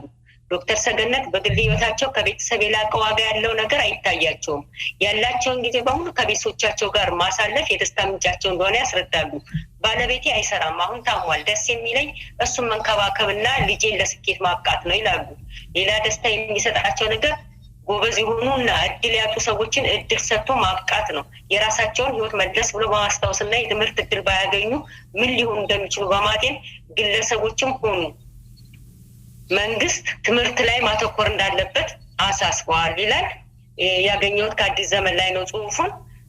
በመጨረሻ ከተለያዩ አካላት ገንዘብ በማሰባሰብ የተወለዱበትን አካባቢ የገበሬዎች ማሰልጠኛ በመክፈት የቴክኖሎጂ ሽግግር ላይ መስራት ምኞታቸው መሆኑንም ይገልጻሉ ዶክተሯ። ይህንን ይመስላል የዶክተር ሰገነት ታሪክ። ለእኔ በጣም መስጦኛል። ብዙም አስተማሪ ነገር አለው። ከየት ተነስተው ምንም የማያውቁ በጣም ከገጠር ቦታ ተነስተው የት ደረጃ ላይ እንደደረሱ የሚያሳይ ነው እና ለብዙዎቹ የጥንካሬ ተምሳሌት ናቸው ብዬ አስባለሁ። በጣም ጥሩ ታንጉት። በእውነት በጣም ትልቅ አስተማሪ ነገር ነው። በተለይ በውጭ የሚኖረው ኢትዮጵያዊ ልጁን ወይም ራሱን ምን ያህል ማዘጋጀት እንዳለበት ከምን ተነስቶ ምን ላይ መድረስ እንደሚቻል በጣም ትምህርት የሚሰጥ ነው። ትልቁ በተለይ በአሁኑ ጄኔሬሽን በምናይበት ሰዓት በስደት የሚመጣው ጄኔሬሽን ብር ላይ ብቻ ነው አትኩሮቱ ያለው እንጂ በምንም ተአምር ወደ ትምህርት ወይም ደግሞ ወደ ሌላ ረጅም እቅድ አይሄድምና ይሄ አስተማሪ ነው። ኦፍ ኮርስ ሀገራችን ላይ ያለው ችግር ባክግራውንድ ያስፈልጋል። አውሮፓ ወይም አሜሪካ ገብቶ ለመማር ባክግራውንድ ያስፈልጋል። አገር ቤት ውስጥ ዩኒቨርሲቲ ግራጁዌት ካላደረግሽ ወይ ኮሌጅ ካልገባሽ አውሮፓ ላይ ወይ ደግሞ አሜሪካ ላይ ገብተሽ ትምህርት ተምረሽ ሰክሰስፉል ትሆኛለሽ። አሜሪካ ላይ ይቻላል። አውሮፓ ላይ ግን በጣም አስቸጋሪ ነው። ምክንያቱም አንድ ሰው እድሜው 23 ዓመት ከሞላ በኋላ ዩኒቨርሲቲ ወይም ደግሞ በኮሌጅ ደረጃ ተምሮ ሰርቲፊኬት ወይም ደግሞ ዲፕሎማ ከሌለው በስተቀር ትምህርት ለመቀጠል በጣም እጅግ ከባድ ነው። አይቻልም። ባጀት የለም። እድሜ ሄዷል። በዛ ላይም ታረጋል። ምክንያቱም የ23 ዓመት እና 24 ዓመት ልጆች በአውሮፓ ደረጃ ዶክትሬታቸውን በሚሰሩበት ሰዓት ነው ማንም ሰው ታች ወርዶ እንደገና ተምሬ እንደርሳለሁ ብሎ ማለት በጣም ከባድ ነው። ስለዚህ ለዚህ ነው የህብረተሰባችን ቀውስም ትልቅ ቀውስ የደረሰው አንድ ይሄ ነው። ለዚህ መፍትሄው ምንድነው የሚለውን ነገር እኛ አልፈናል፣ ወድቀናል፣ እኛ ቀርተናል። ልጆቻችን ግን እንዳይቀሩ ምን ማድረግ አለብን የሚለው ነገር ይሄ አሁን ያቀረብሽው ለልጆቻችን ትልቅ ምሳሌ ነውና ታንክ ዩ ቬሪ ማች። አድማጮቻችንም እናመሰግናለን እያሉ ነው። ጥሩ ምጥን ያለችና ጥሩ መልእክት ነች። አመሰግናለሁ። ያው እንግዲህ ምን አሁን እኚህን ዶክተር ስታይ ከየት ነው የመጡት? በቃ ምንም መጸዳጃ በየሜዳው ላይ የሚጸዳዱ ትምህርት ቤት የሌላቸው ሜዳ ላይ የሚማሩ በዛ ላይ ምንም እውቀት የሌላቸው ስለ ምንም ነገር ስለ ስልጣኔ የሚባለው ነገር ምንም እውቀት የሌላቸው ግን ከየት ወጥተው አሁን ደግሞ ያሉበትን ስታተስ ስታይ ምን ያህል ጽናትና ጥንካሬ እንዳለና የትም ይሁን ብቻ ያንተ ጥንካሬ ነው ዋናውና ለመስራት አሁን በአውሮፓ ተመቻችቶላቸው የተቀመጡ ልጆች ወደ ሌላ ከማተኮር ትምህርትን እንትን ብለው ወደ ትምህርት በጥንካሬ ትምህርትን ተምረው ሀገራቸውን ለማገልገል ቢዘጋጁ ነው። ያው ትልቁ ችግር ምንድነው መሰለሽ እዚህ አሁን ያለው ታንጉት ምናልባት ሰዓታችንን እንገላለን እንጂ አየሽ አሁን እኛ በልጆቹም ላይ መፍረድ አንችልም። ቢኮዝ ልጆቹ ላይ የሚደረገው ተጽዕኖ ቀላል ነገር አይደለም። ሰክሰስፉል እንዲሆኑ አሁን እኛ ዝም ብለን ተመችቶት ኑሮ ኖርቶት መኪና ሞልቶት ቤተሰቦቹ እየረዱት ለምን አንልም? የነሱ ሜንታልና የኛ ሜንታል የተለየ ነው። ምክንያቱም እኛ ሀገራችን ላይ ስንሆን ከድህነት ከመከራ ከችግር ላይና ቪዥናችን በጣም ረጅም ነው። ውጪ እዚህ አውሮፓ ላይ የሚኖሩት ህፃናቶች ግን በትምህርት ቤትም በአንዳንድ ሁኔታ በሚያዩትም በአስተማሪም ተጽዕኖ የቤተሰብም ገባሽ የበታችነት ስሜት እንዲኖረው እየተደረገ ሰክሰስፉል የሚሆኑት በጣም ጥቂቶች ናቸው። ወደ አሺሽ ወደ ማጨስ ወደ ምናምን የሚሄዱትና ይሄ የሚፈለገው እኮ እሱ እንዳይሆን ነው ቤተሰብና ወላጅ መስራት ያለበት።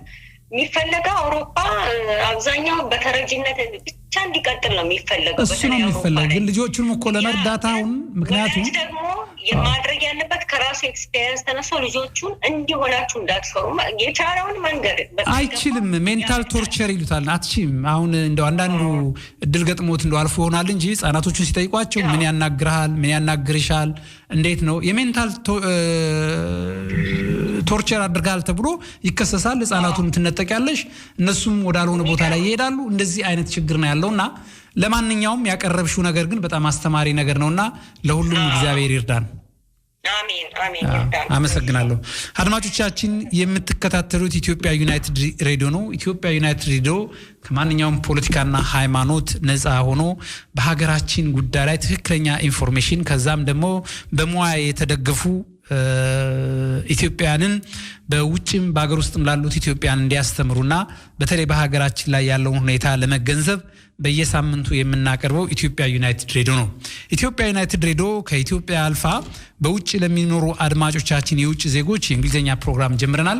የእንግሊዝኛ ፕሮግራምም ከተለያዩ ዝግጅቶች በኋላ ይቀጥላል።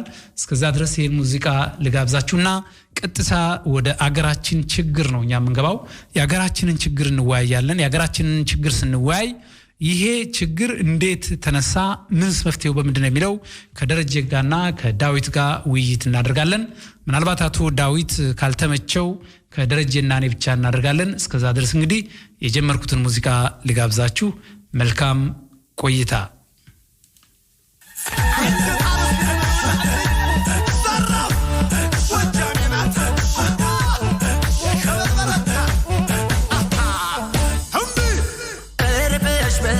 ይላል ደርሶ አንጀቴ ሲያያች እንዳሞት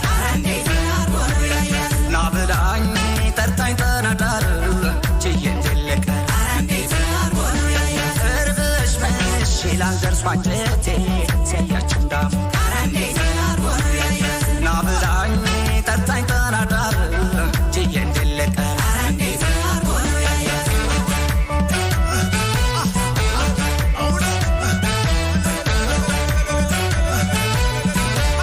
ማኛ ነው ምድሩ ወለላ ቤቼ ናደቼ እንዳንገላ እግር ለጣለው ለመጣ ጎጃም ማርወተ ታያት ሰው አክባሪና ታስተዋይ ያበቀላት እንጂ ሳፋይ ሆነና ጣዬ ከሷ ጋር ይኸው ከተምኩ ባህርዳር በጊሸን ስላት በዲማው ብላ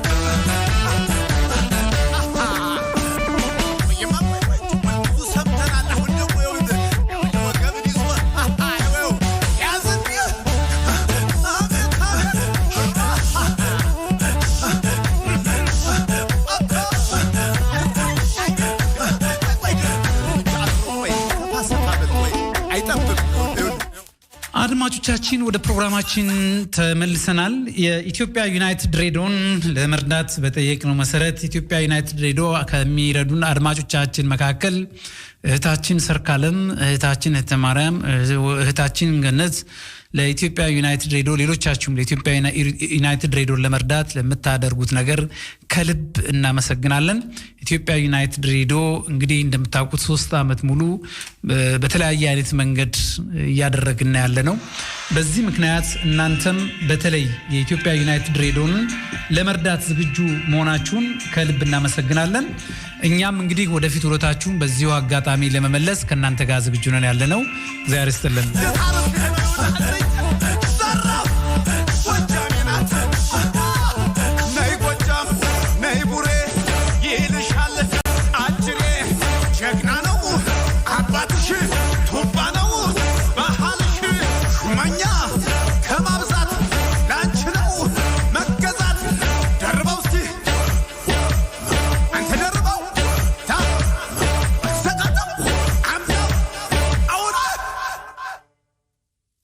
አድማጮቻችን ወደ ፕሮግራማችን ተመልሰናል። እንግዲህ እስካሁን የተለያዩ ሙያ ያላቸውን ኢንጂነር ወንድሙን ዶክተር ተስናን እንዲሁም ታንጉትን እስካሁን ስንከታተል ነበር። አሁን ዝግጅታችን ደግሞ የሚቀጥለው በሀገራችን ላይ የደረሰውን ችግርና መከራ ምንድነው ምክንያቱ፣ ይሄ ችግርስ እንዴት አድርገን ሊወገድ ይችላል፣ መነሻው መድረሻው ምንድነው የሚለው ነገር እናቀርባለን። ከዛ በፊት ግን ለሀገር ለወገን ሰላም ድንቅ አዳም ወንድሜ ሔዋን እህቴ ሴት እህቴ አጥንቴ ነች የሚለው ሙዚቃ ጋብዛችኋለሁ። እስከዛ ድረስ መልካም ቆይታ።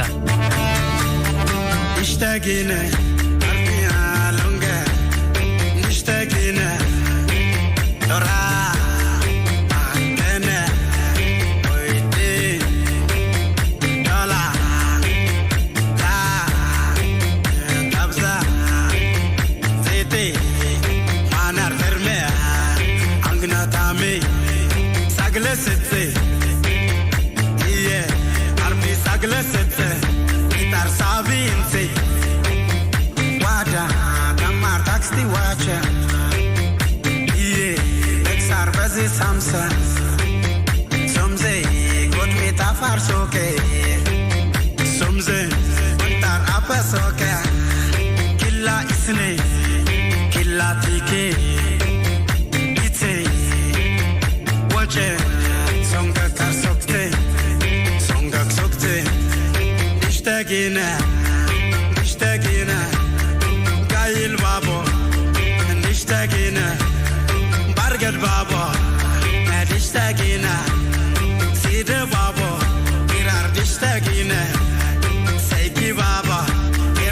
tagina baya baba iradish tagina baka baba iradish tagina oba baba iradish tagina laida baba iradish tagina baza baba iwa goisiyata arit dish tagina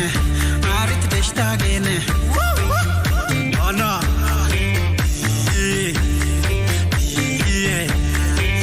what they are, what they da, box they da, let's take it there, it's there, it's there, Caltonta, what the monte, Kesanola. አድማጮቻችን ወደ ፕሮግራማችን ተመልሰናል። አሁን ቀጥታ በሀገራችን ባለው ሁኔታ ላይ ከኢንጂነር ደረጀና ከአቶ ዳዊት ጋር ውይይት እናደርጋለን። ጤና ይስጥልኝ አቶ ዳዊት። ጤና ይስጥልኝ አቶ እስራኤል፣ እንዴት ነህ? ደህና ነው ወይ? እንደምን አለ? እንደምን ሰነበት? እግዚአብሔር ይመስገን አለን። እግዚአብሔር ይመስገን። ኢንጂነር ደረጀ ጤና ይስጥልኝ። ጤና ይስጥልኝ አቶ እስራኤል፣ እንደምን አለ? ደህና ነው ወይ? እንዴት ናችሁ? ደህና ናችሁ? ባላችሁበት ቦታ መስመሩ ይሰማል በደንብ? በጣም ይሰማል። ደህና ነን፣ እግዚአብሔር ይመስገን። በጣም ጥሩ፣ በጣም ጥሩ። እናመሰግናለን። አቶ ዳዊትስ እየተከታተልክ ነው? ሁሉም እኔ በደንብ ይሰማኛል። አዎ በደንብ ይሰማኛል። በጣም ጥሩ። እንግዲህ ኢትዮጵያ ዩናይትድ ሬዲዮ እንደምታውቁት ባለፈው ሳምንት በሀገራችን ጉዳይ ላይ በጣም በሰፊው ተነጋግረናል።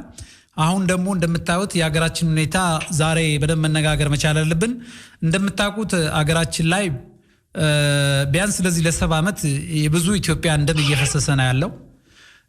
ከዛም አልፎ ተርፎ ሀገራችን ከዛሬ ነገ የተሻለ ነገር ይመጣል እያልን በምንልበት ሰዓት የተሻለ ነገር እንዳይመጣ እርስ በርስ በመናቆር ሀገራችንን ለውጭ ጠላት አሳልፎ የመስጠትና የውጭ ጠላቶች ዛሬ በስክስታና በጭፈራ ያሉበት ሰዓት ለምሳሌ መጥቀስ ቢቻል ኢጅፕት የአባይ መገደብ የብዙ ኢትዮጵያውያን መረባረብና ኢትዮጵያውያን ዋጋ የከፈሉበት ጉዳይ ሆኖ ነገር ግን በሀገራችን የእርስ በርስ ችግር በመነሳቱ ዛሬ ጠላቶቻችን እየተጠቀሙባትና እጅግ በሚያሳዝን ሁኔታ የሀገራችን ልጆች ወይም የሀገራችን ሰዎች እርስ በራሳቸው እየተናነቁና እየተገዳደሉ ነው ያሉት። ይህ ነገር እንዴት መቆም አለበት? ምን መሆን አለበት ብላችሁ ታስባላችሁ? ከአቶ ዳዊት ልጀምር።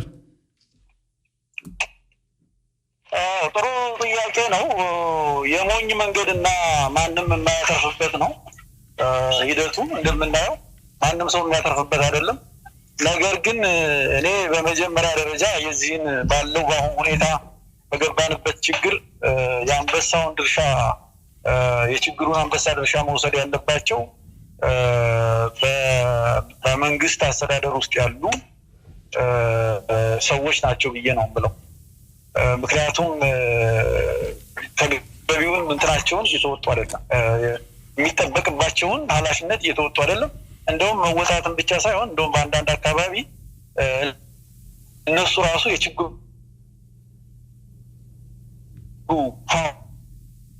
ሰውን ድርሻ እነሱ ናቸው መውሰድ ያለባቸው። ከዚያ ውጭ ግን የተለመደ ነው። ለምሳሌ በሁሉም ሀገር ተቃዋሚ አለ። ተቃዋሚ ብዙ አይነት ነው። አንዳንዱ ሀገር ማፍረስ የሚፈልጋል። ናይጄሪያ ውስጥ የዚህ አይነት ሰዎች አሉ። ስፔን ውስጥ የዚህ አይነት ሰዎች አሉ። ቻይና ውስጥ የዚህ አይነት ሰዎች አሉ። ይሄ የተለመደ ነገር ነው። ሀገርን ማፍረስ የሚፈልጉ ምንጊዜም አሉ። እነዛን መንግስት ውስጥ ያሉት ኃላፊነት ተሰምቷቸው ህግን በማስከበር በመቻላቸው ነው እነዛ ሀገሮች ራሳቸውን ሊጠብቁ የቻሉት እና በእኛ ሀገር ግን እንዳለመታደል ሆኖ አሁን በመንግስት አስተዳደር ላይ ያሉት ሰዎች ሁሉም ማለት ባይቻልም ኃላፊነት የማይሰማቸው እንደውም ወደ ሀገሪቱን ለማጥፋት ከሚፈልጉት ኃይሎች ዋኖቹ መሆናቸው አሳዛኝ አጋጣሚ ላይ መውደቃችንን የሚያሳይ ደረጃ ላይ እንዳለን ነው የምገነዘበው። በጣም ጥሩ። አቶ ዳዊት፣ አቶ ደረጀ ኢንጂነር ደረጀ ተናስተለኛ አቶ እስራኤል እንደገና ዳዊት ብሎታል። እውነት ለመናገር እንደው ወደዛ ከመግባቴ በፊት እንደው ሰሞኑን ኢትዮጵያ ውስጥ ትላልቅ ሰላማዊ ሰልፎች ተደርገዋል። በሚገርም ሁኔታ ኢትዮጵያ ውስጥ አማርኛ ተናጋሪውን ጥቃት ያደረገ ማንነትን ጥቃት ያተኮረ ማንነትን ላይ ያተኮረ ጥቃቶች በሰፊው በስተዋልና ይሄን በመቃወም ትልቅ ሰላማዊ ሰልፍ ኢትዮጵያ ውስጥ ተደርጓል እና በጣም በሚገርም ሁኔታ እንደው አንድም ቅጠል ሳትረግፍ ህዝቡ በሰላም ወጥቶ በሰላም ገብቷልና ይሄ በጣም የሚያስደስት ነገር ነውና በዚህ አይነት በሰለጠነ መልክ ሰዎች ሐሳባቸውን መግለጻቸው በጣም የሚመሰገን ነው እና አይ ቲንክ የክልሉ መንግስት ይሄንን መፍቀዱ በጣም የሚያስደስት ነገር ነው። እኔ ደስ ብሎኛል ያንን በተመለከተና ነገር ግን እንደው ሰልፎቹ ላይ የብልጽግና ባነሮች ፖስተሮች ይወርዱና ይጣሉ ነበር። ብልጽግና ይወገዝ ነበር፣ ዶክተር አብይ ይወገዙ ነበር፣ የአማራ ብልጽግና ፓርቲ ይወገዝ ነበር እና እነዚህ ነገሮች ተስተውለዋል። በነገራችን ላይ እነዚህ በሙሉ የሚጠበቁ ናቸው። ምክንያቱም እንዳልኳችሁ ቅድም አማርኛ ተናጋሪው በተከታታይ ሲጠቃ መንግስት እንደ መንግስት ሊታደገኝ አልቻለም ወደሚለው ድምዳሜ እንዲደርስ አብቅቶታል ብዬ ገምታለሁ። ነገር ግን አንድ ያልገባኝ ነገር እነዚህ ሰላማዊ ሰልፍ ወጥቶ ሐሳብን ገልጾ መመለስ ጥሩ ነው እና ነገር ግን ይሄ እየቀጥሎ ሄዶ መንግስት በጣም ፕሬሸር በስቶበት ኢትዮጵያ ውስጥ ብጥብጥ ቢመጣ እና ቢፈጠር መንግስት አልባ ብንሆን በኔ እይታ አማርኛ ተናጋሪ የሚጠቀም አይመስለኝም እና እንደው ማስተዋልና ሰከን ብሎ ማሰብ የሚያስፈልግ ጊዜ ላይ የደረስን ይመስለኛል። አይ ቲንክ ዳዊትም እንደነካካው ጠላቶቻችንን የማሱልን ጉድጓድ ውስጥና በውስጥ የቀደዱልን በውስጥ ገብተን መፍተስም ያለብን አይመስለኝም። እውነት ነው ሰዎች በማንነታቸው እየተጠቁ ነው። በጣም የሚሰቀጥጥ አይነት ወንጀል እየተሰራ ነው እና መንግስት ምንም እያደረገ አይደለም። ሆኖም ግን እንደው ላስተዋለው ሰው በሰላም የኢትዮጵያ ምርጫ ያልቃል ብሎ ላሰበ ሰው መንገዱ ሩቅ አልነበረም። ይሄንን መንግስት ማስተማር የሚቻልበት አጋጣሚ ነበር። በምርጫ ይሄን መንግስት ለአንዴና ለመጨረሻ ጊዜ በቃን ብሎ ህዝቡ ማሰናበት ይችላል እና እንግዲህ ምንድነው ከዚህ ጋር ተያይዘው ምርጫው ፍትሃዊ ይሆናል ወይ ምርጫው ሰላማዊ ይሆናል ወይ የሚባሉ ነገሮች ሊነሱ ይችላሉ። ግን የኔ አሰምሽን ምንድነው ሰላማዊ በሆነ መንገድ ካለቀ ብዬ ነው እና ግን ከዚህ ጋር ተያይዘው አሁን ይሄንን ነገር ማምጣት የፈለኩት ምንድነው እኛ ከውስጥ እንደዚህ ስንበጣበጥና ከውስጥ እንደዚህ መድከማችንን ሲያዩ ከውጭ ያሉ ጠላቶቻችን በደስታ እንደሚፈነጥዙ ይታየኛል እና እሱ ብቻ ሳይሆን ይህንን አጋጣሚ ተጠቅመው ኢትዮጵያን ለማመስ እንደማይተኙም ይታየኛል እና ያለው ነገር እንዳለ ሆኖ የመንግስት ተጠያቂነት እንዳለ ሆኖ መንግስት እንደ መንግስት ራሱን ብቁ አድርጎ አለመገኘቱ እንዳለ ሆኖ አሁንም አበክሬ የምናገረው ምንድነው ህዝብ በብልጠት ህዝብ ለራሱ በማሰብ በብልሃትና ትግስትን በተሞላ መንገድ እንዲራመድ ነው የሚፈልገው አቶ እስራኤል። በጣም ጥሩ። አቶ ዳዊትም ኢንጂነር ደረጀም ያስቀመጣችሁት ነገር እንዳለ ሆኖ አንዳንድ ነገሮችን ግን እኔ በደንብ የማየው ነገር አለ። ይሄ እናንተ እኔ አሁን ያልገባኝ ምናልባት ሁለታችሁም እንደ ነጥብ አድርጋችሁ የምታብራሩት መንግስት እንደ መንግስት ስልጣን ላይ ተቀምጧል። ስልጣን ላይ ተቀምጦ የሀገሪቷን ሪሶርስ የሀገሪቷን ሀብት ሁሉንም ነገር እየመራ ይዟል እና አንዳንድ አመራሮች እዛ ውስጥ አሉ ችግር የሚፈጥሩ ብላችሁ ካላችሁ ልጆቻቸው እየተማሩ ስልጣኑን አግኝተው ገንዘቡን አግኝተው ደሞዝ እየበሉ ከማንኛውም ኢትዮጵያዊ በኑሮ ውድነት መከራ ስቃውን እያየ እነሱ ግን እንዲህ ስልጣን ላይ ሆነው እውነት ህዝብ ከህዝብ ደም እንዲፋሰስ መንግስት ራሱ ይሰራል ብላችሁ ታስባላችሁ? እስቲ ይሰራል ብላችሁ የምትሉትና የምታስቀምጡት ነገር ካለ ደግሞ እስኪ እንደው ይሄ በዚህ መንገድ ነው ብላችሁ ቀጥሉበት። አቶ ዳዊት። ጥሩ ጥያቄ ነው አቶ እስራኤል። በነገራችን ላይ አንድ የቀበሌ አመራር ይሄንን ነገር ካደረገ አንድ ቦታ ላይ ያለ የቀበሌ አመራር ይሄንን እኩይ ተግባር ካደረገ መንግስት ይወቀሳል። ምክንያቱም የመንግስት አካል ስለሆነ ማለት ነው እና በጅምላ መቼም መንግስት ሁሉንም ይሄን ነገር ያደርጋል ብሎ ማለት ብዙ ሰዎች ይላሉና ያ ትክክል ነው ብዬ ነው ያለለም። ነገር ግን ይሄ ጉዳይ እስከዛሬ ከኛ ከሀገራችን ከነበረው ሁኔታ አንፃር ስንመለከተው ይሄ ጉዳይ የመንግስት ሰዎች በደንብ የሚሳተፉበት እንደሆነ ማሳያ ብዙ ምልክቶች አሉ። እንግዲህ እንዳለመታደር ነው ማለት ነውና በሁሉም ቦታ ሁሉም የመንግስት አካላት ያደርጋሉ ብሎ ማለት ባይቻልም ይሄን ነገር ግን የሚያደርጉ አሉ። አንድ ወታደር ቆሞ ሰው 250 ሺህ ሰው ሲፈናቀል ዝም ብሎ የሚያይ ከሆነ ተባባሪ ነው።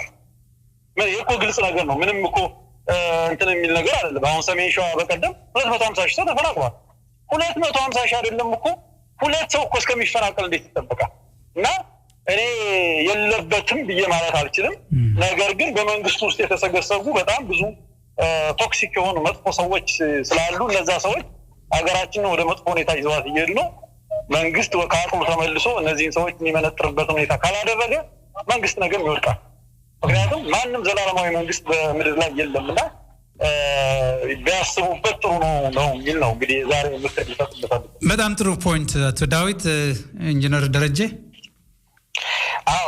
I think ዳዊትም ነካክቶታል እንደገና እኔ በነይታ መንግስት ሲስተሚክሊ ወይም ደግሞ በመርሃ ግብር ደረጃ ይሄንን ነገር እናድርግና ከዚህ እናተርፋለን ብሎ ይሰራል ብዬ ለማመን አልችልም እንግዲህ ይሄንን ነገር በመረጃ እና ማስረጃ ይዞ መጥቶ ሰዎች እስካላሳዩን ድረስ ልረዳው አልችልም ምክንያቱም አንድ ወንጀል ሲሰራ ምክንያት ሊኖረው ይገባል ሞቲቭ ይባላል በእንግሊዘኛና ሁሉም ነገር ሲደረግ ሞቲቭ አለውና ይሄ መንግስት ይሄንን በማድረግ ምን ያተርፋል ብሎ መጠየቅ ጥሩ ነው አቶ ደረጀ እዚህ ላይ አቶ ደረጀ በጣም ጥሩ እንግዲህ መንግስት ይሄን የሚያተርፍ ነገር የለም ብለህ ካልክ ወይም እንዲህ አይነት ነገር የሚሆን ነገር ብለህ ካልክ ታዳ እስከዛሬ በመናያቸው መንግስት በየትኛውም አካባቢ ችግር በሚደርስበት ሰዓት አክሽን ስለሚወስድ እንዲህ የመፈናቀል የመሞት በፖለቲከኞቹ በሌላ ችግር ይኑር እንጂ እንዲህ ምንም የማያውቁ ገበሬዎችና ነዋሪዎች በኃይል ሲፈናቀሉ ታይቶም ተሰምቶም አይታወቅም አንዳንድ አካባቢ ሲሆኑ ምክንያቱም መንግስት አክሽን ስለሚወስድ ነው አክሽን ስላልወሰደ ይሄ ውስጥ ችግር የለበትም ብለህ ታስባለህ ኤግዛክትሊ አታፊን ወደዛ ለመጣ ነበር እና ቀጥታ ለዚህ ነው እንግዲህ ከፋፍለን እንየው በመርሃ ግብር ወይም ደግሞ ሲስተሚክ የሆነ ኢንቮልቭመንት ወይም ደግሞ በመርሃ ግብር ላይ የተመረኮዘ የችግሩ አካል መሆንና ችግሩን ለመቅረፍ ባለመሞከር ወይም ደግሞ ችግሩን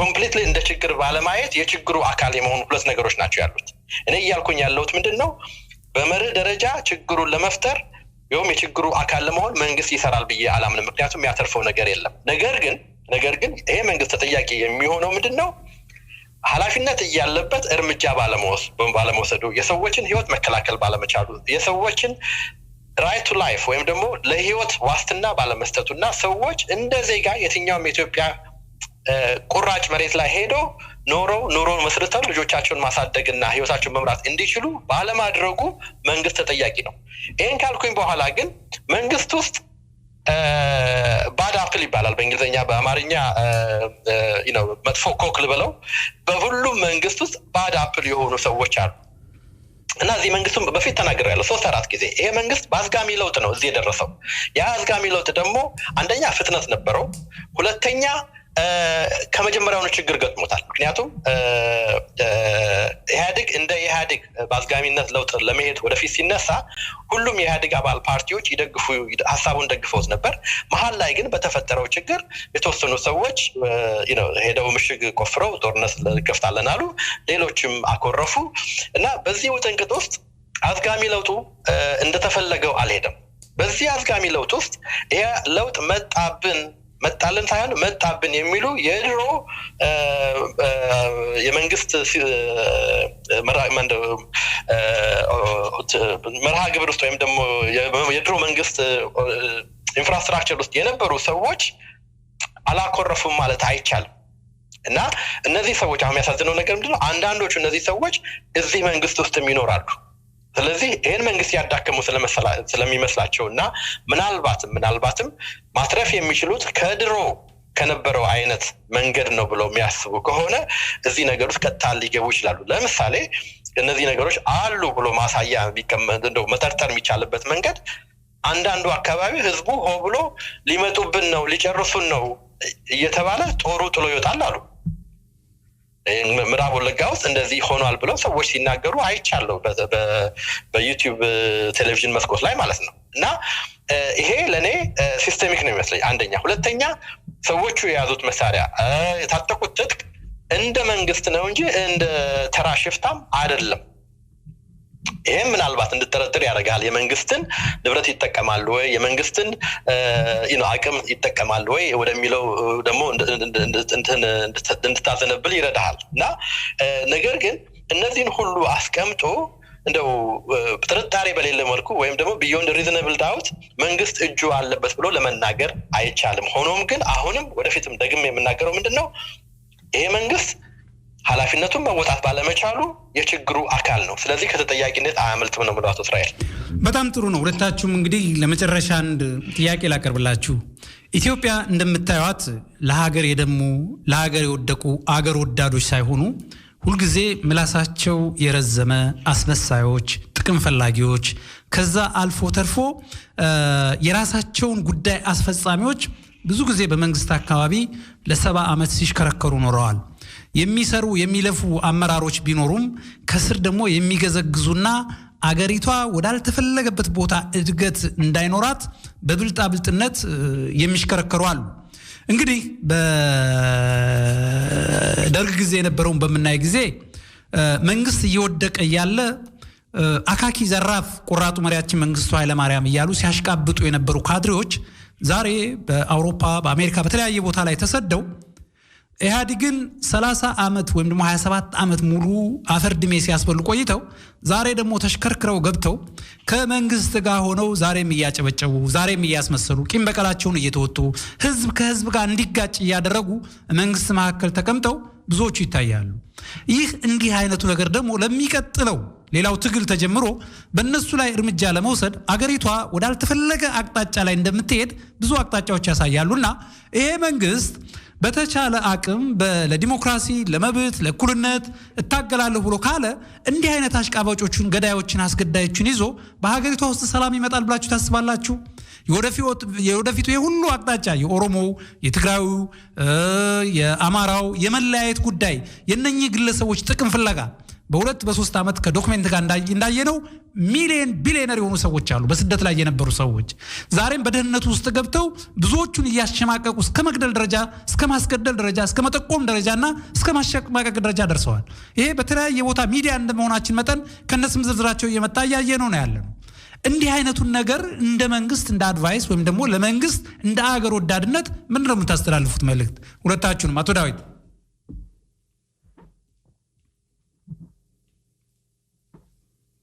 አቶ ዳዊት መስመር ላይ አለ ኢንጂነር ደረጀ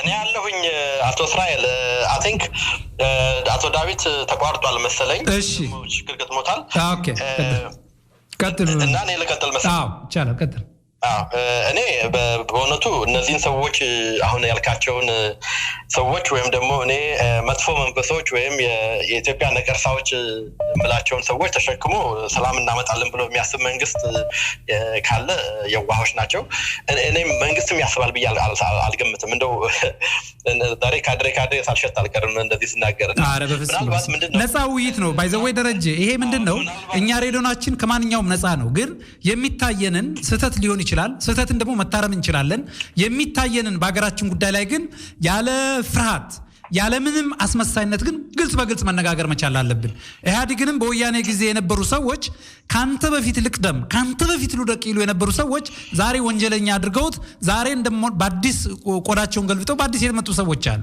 በደርግ ጊዜ የነበሩ ደርግን አፈርድሜ ካስበሉ በኋላ ከኢህአዲግ ውጭ ምንም ነገር የለም ብለው ሁሉ ተገልብጠው ሲጫወቱ የነበሩ ናቸው እንዲህ አይነት ሰዎች ለኢትዮጵያ እድገትና ለኢትዮጵያ ሁኔታ አስቸጋሪ ነው ስለዚህ ነፃ አስተያየት ነው እኛ ይሄ ነው ብለን ያልነው ስም የጠቀስነው ወይ መከሌና ያልነው ነገር የለንም ትክክል ነው አቶ እስራኤል እና ምንድነው እንዳልኩ መንግስት የሚመስለኝ እንዳልኳችሁ እንደው የኢህአዲግ እንደ መንግስት አወቃቀሩ በተዋጽኦ መቋቋሙ እና አራት እግር ላይ እና አሁን ሁለት እግር ጨምሯል 6 እግሮች ላይ መቆሙና እነዛ እግሮች በተለያየ መልክ ሊንቀሳቀሱ እንደሚችሉ መገመት አለበት እና አሁን የሚመስለኝ እኔ እንደው በንጹህ አእምሮ ዶክተር አብይን እኔ መንግስት ሆኜ ምን ማድረግ ይችላል ብዬ ሳስብ አንዳንድ የሚታየኝ ነገር ምንድነው ምናልባት እንደው እኛ ታግሰን ይሄ ምርጫ ከመጣ በኋላና መንግስት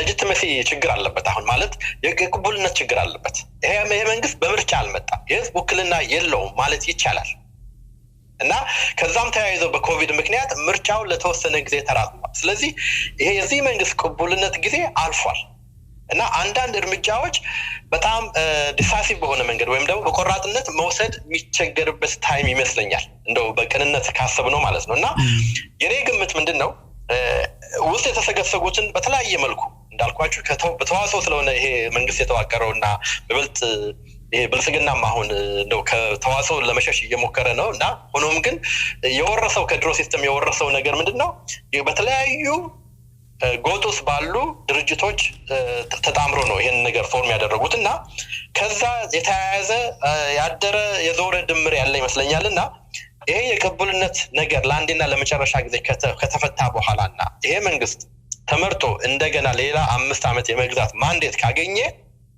በነይታ ብዙ ማጽዳት ይኖራል ብዙ መንገድ ላይ ተጥለው ማለት መንገድ ላይ ተጥለው ሊትራሊ ወይም ደግሞ በቀጥታ መልኩ ሳይሆን ባቡሩ ሲሄድ ከባቡሩ የሚወርዱ ብዙ ሰዎች ይኖራሉ በየገምታለሁ ይሄ ካልተደረገ ግን አሁን ያለው ችግር ይቀርፋል የሚል እምነት የለኝም ምክንያቱም አትራፊዎች ከኮንፍሊክት አትራፊዎች ከመበጥበጥ አትራፊዎች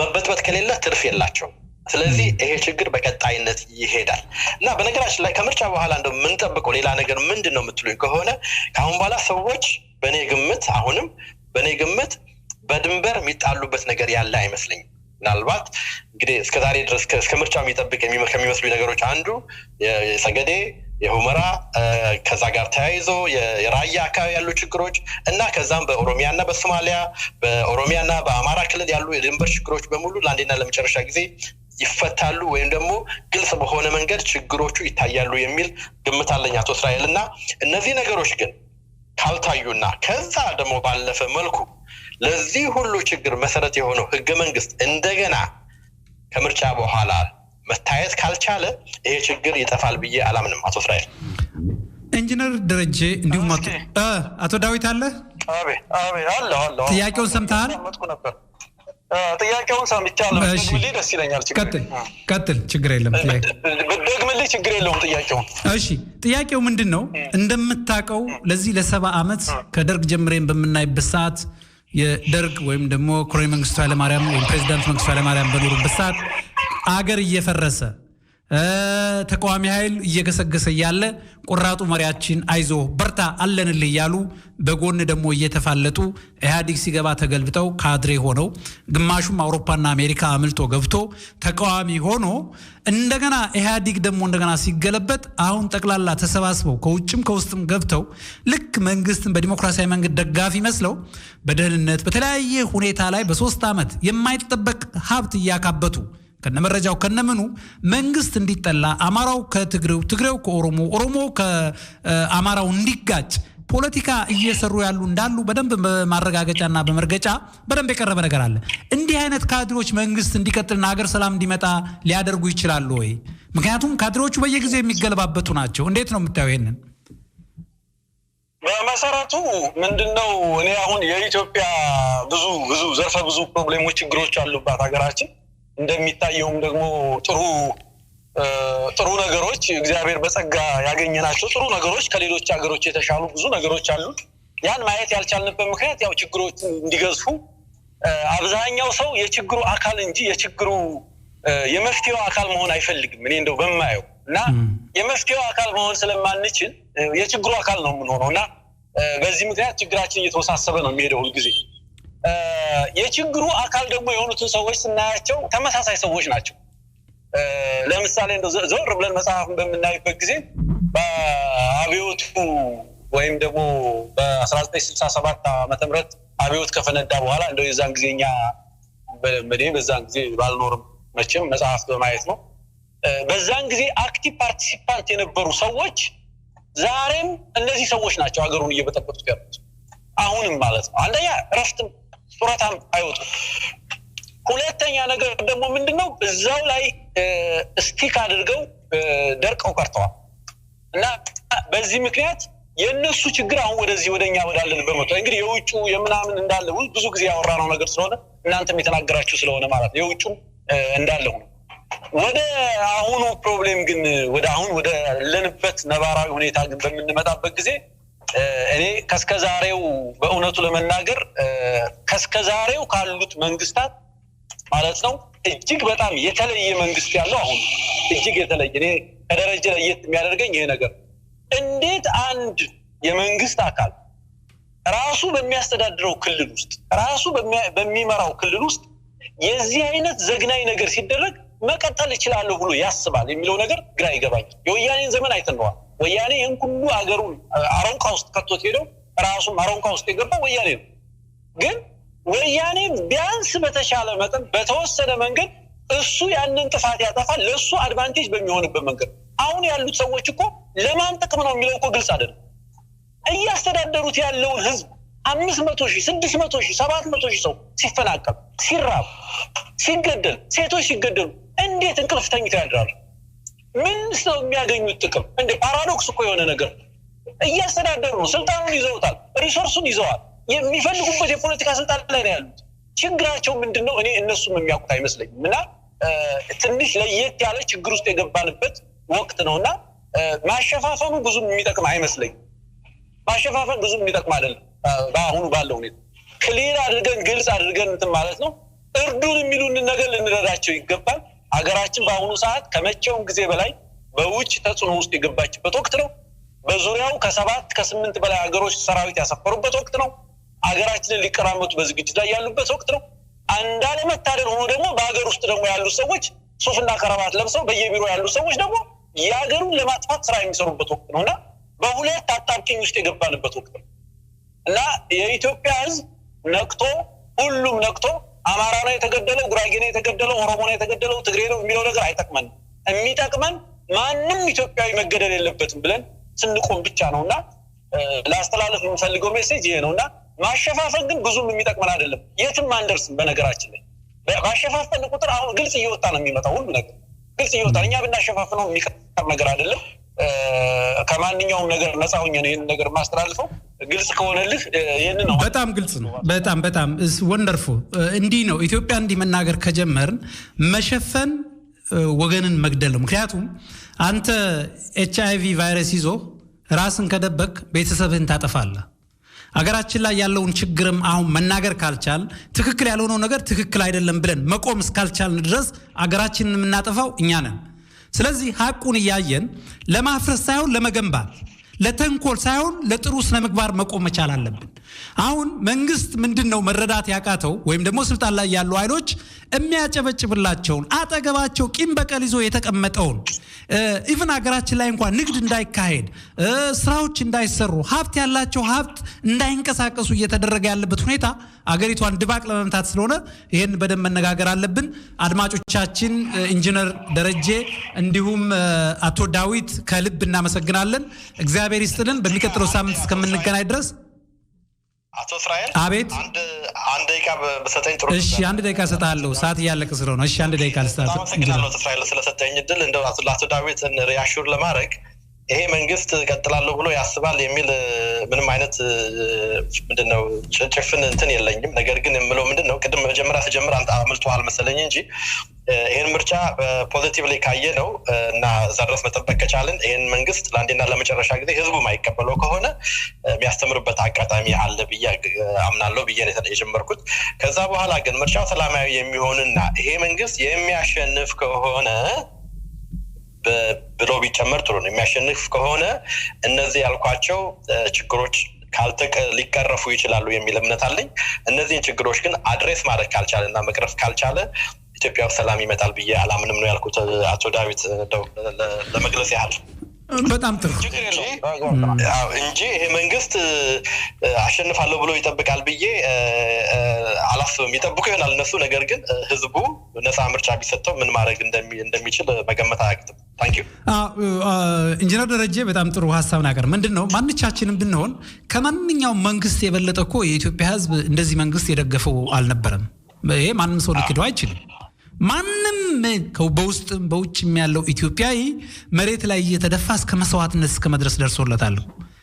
ግን አሁን የምታየው ህፃናቶቹ ገበሬዎቹ ሱፍ የለበሰው እኮ አይደለም እየወደቀ ያለው ያ ምስኪኑ በየቦታው ላይ ነው ያለውና ይሄ ወደፊት የተሻለ ነገር ይመጣል ብለናል። ቅድም አቶ ደረጀ ማስቀምጠዋል።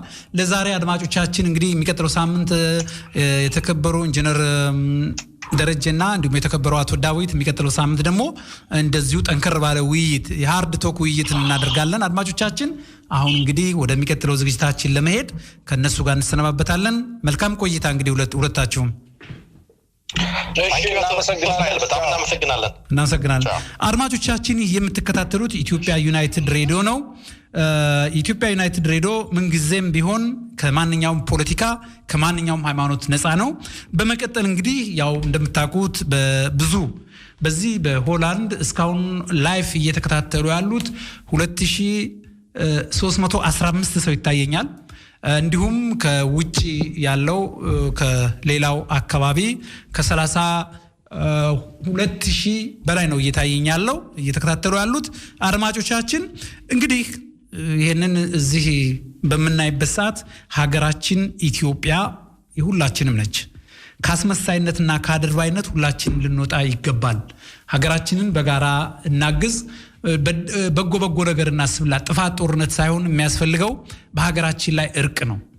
አንተ ኦሮሞ ነህ፣ አንተ አማራ ነህ፣ አንተ ትግራይ ነህ፣ ይሄ የበታችነት ስሜት ያላቸው አስተሳሰብ ስለሆነ አሁንም ቢሆን መታገል ያለብን ለጋራ ለሰላም ለእኩልነት ነውና ኢትዮጵያና ኢትዮጵያዊነት ያሸንፋል።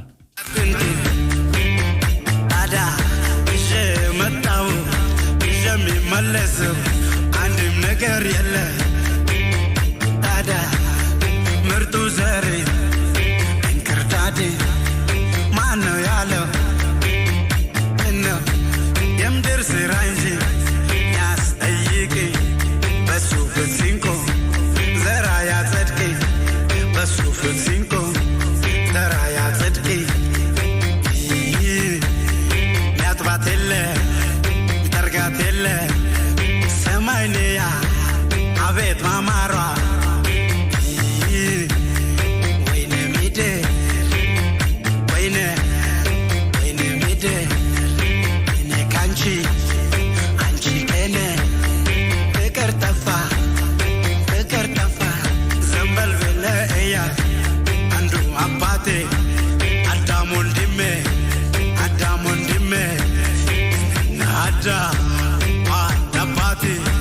አንቺና የዋ አንዱ አጥንቴ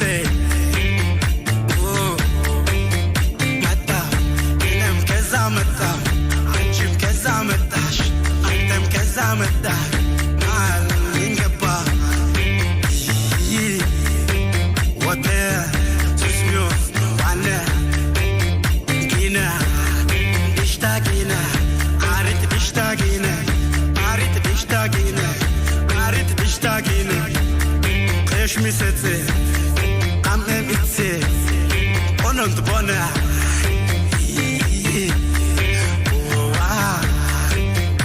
ኦኖ ካዮንት ነጋያ ሱስሚዮን ዋነ ሄድሚ ዋነ እሽሚ ዋነ ቻመጋካ ሳቢ እንቲ እስደ ባደ ወደያ ያ ባቢሎን እኛን በታተነ የውስከ ዛሬ የእውነት ፍቅር አታ። አድማጮቻችን ወደ ፕሮግራማችን ተመልሰናል። አሁን ቀጥታ ፕሮግራሙ ወደ እንግሊዘኛ ፕሮግራም ነው የሚሄደው። እንግሊዘኛ ፕሮግራም አዘጋጆቹ በመስመር ላይ ይገኛሉ። እንግዲህ በመጀመሪያ ደረጃ ለአድማጮቻችን how are you our listeners? The English program will now start live. Program developers Dereje and Feven. Hello everyone. Hello Israel. Hello. What is your I'm fine. What is your preparation for today? On behalf of the editor of the Ethiopia United Radio, I wish you a good discussion. Oh, thank you very much. I think Fabian will introduce the program for today. Go on. Yes, of course. So, Israel, we have yet another exciting session for our listeners. We're going to continue the discussion of Abbai, which is the Blue Nile. We're going to discuss in depth about the origin of Blue Nile or Abbai, where it originates from, what kind of society lives around it, the Ethiopian identity it has, and how also the international community and our Ethiopian society could work together, collaborate to fulfill the dream, the horizon that the Ethiopian Renaissance Dam is aiming at achieving. Oh, wow. So we're excited. Wow, this is very interesting. I have music for you about Abai. Okay. Listen. Thank you very much. Okay. Thank you. Yeah. The great on-screen fire production. ነጥቤ ቢበዛ ተላይ ሆነለን ጉዳይ ስንቱን ግን ልጋፋ እኔ ባንቺ ጉዳይ አንቺ ግድ የለሽም እኔ ግን አስተዋይ ተራርገሽ የወሰድሽ የቀረኝን ጉዳይ ነጥቤ ቢበዛ ተላይ ሆነለን ጉዳይ ስንቱን ግን ልጋፋ እኔ ባንቺ ጉዳይ አንቺ ግድ የለሽም እኔ ግን አስተዋይ ተራርገሽ የወሰድሽ የቀረኝን ጉዳይ ታዲያስ አባይንም ማሌ ምንጩ ነኝ ወንዜ ብርሃን ያካፈለኝ ነበረ ኩራዜ እሷንም አጥቼ እንዳይገባኝ ትካዜ ሲያለ ነው ተላምጄ ዋለው ያዋልሽው ጥቅምሽን ረግጠሽኝ ለሰው ምርጫውማ አንቺ ባለም ለመታያ አቅሜን እያወቅሽ ድልልኝ መቆያ ስቀሽ አለፍሽብኝ ገብቼ ከጉያ ስምሽ ገናና ነው ኬት መጣ ጭካኔ ለእኔ መሆማቺ ትርፍሽ ነው ኩነኔ ምንሽ ተነካ አንቺ የተሰገፋ ሁኔ ለስምሽ መጋነን ያስፈታሁ ግኔ ምንም እንኳን ባልሞት ከባድ ነበር ኑሮ አቋርጦኝ ሄደው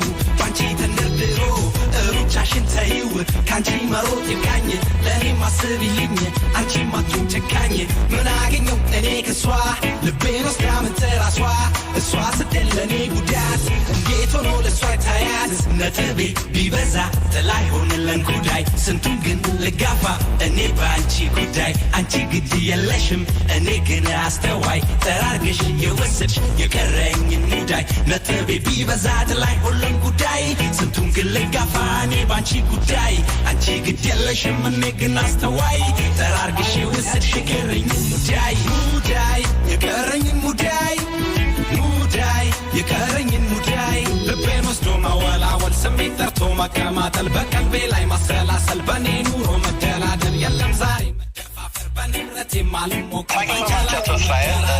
This is We Talk, We Listen Ethiopia, WTWLE radio show on United Ethiopia Radio. We, will be presenting the next program in English, talking about the current affairs and the issues that matter to Ethiopia and Ethiopians. Your hosts are myself, Dereje from United Kingdom, and Fabian from Germany. Today we'll be talking about... Hello, Fabian. Today we'll be talking about the Nile, Ethiopia, Egypt, and the Great Renaissance Dam, which is called the GERD. Is that right, Fabian?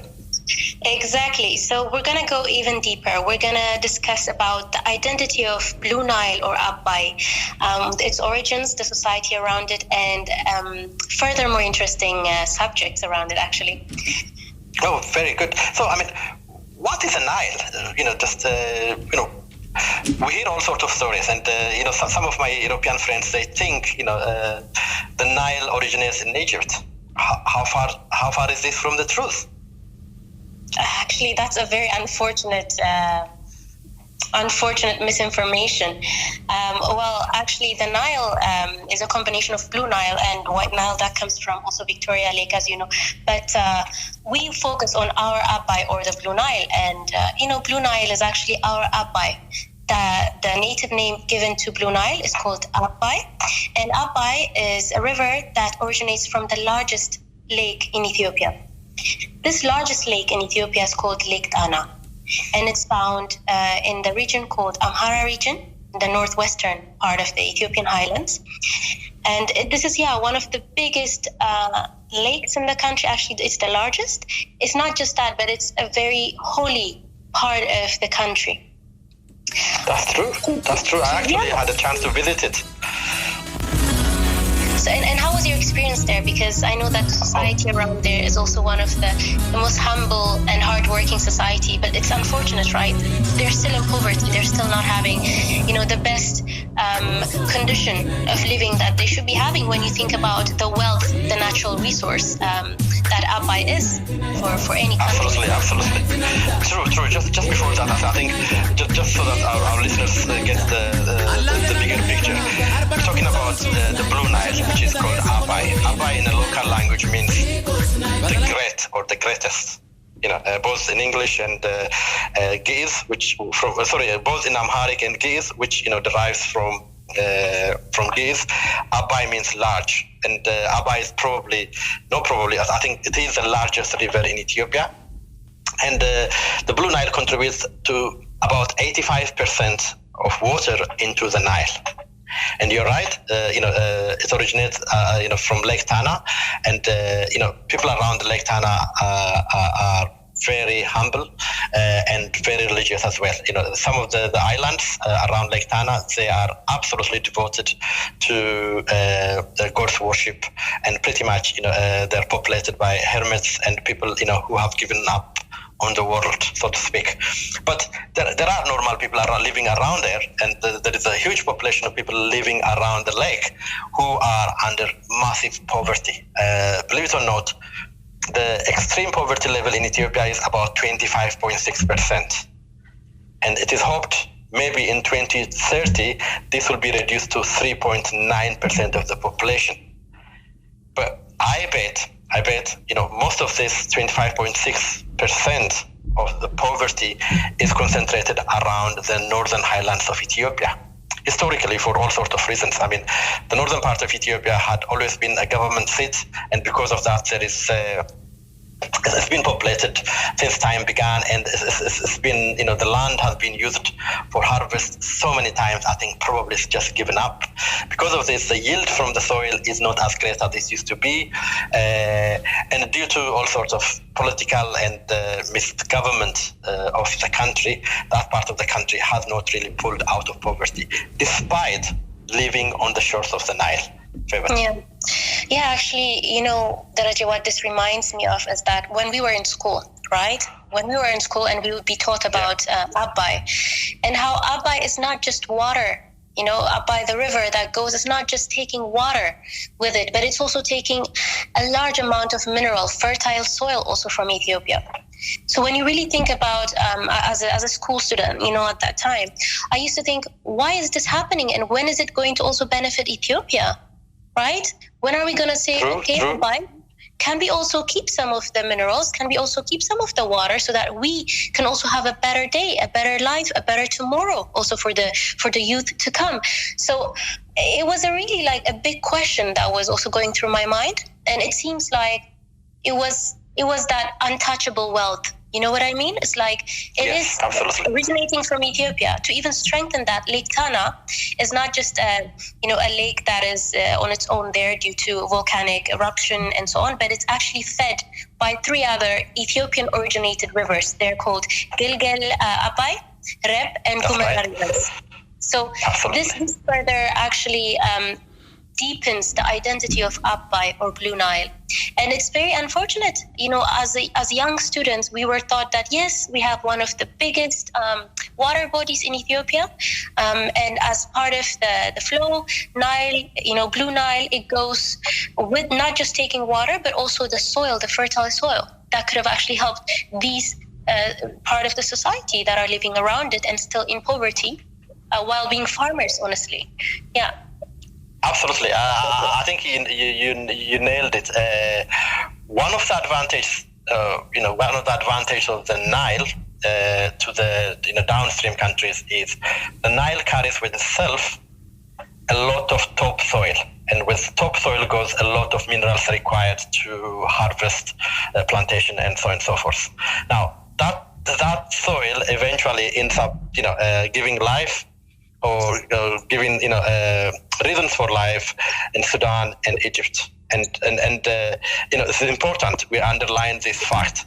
Number two, for generations, for almost thousands of years, Ethiopia has not benefited from the Nile at all, and people living around it did not have any chance to use it for all sorts of reasons. I mean, part of it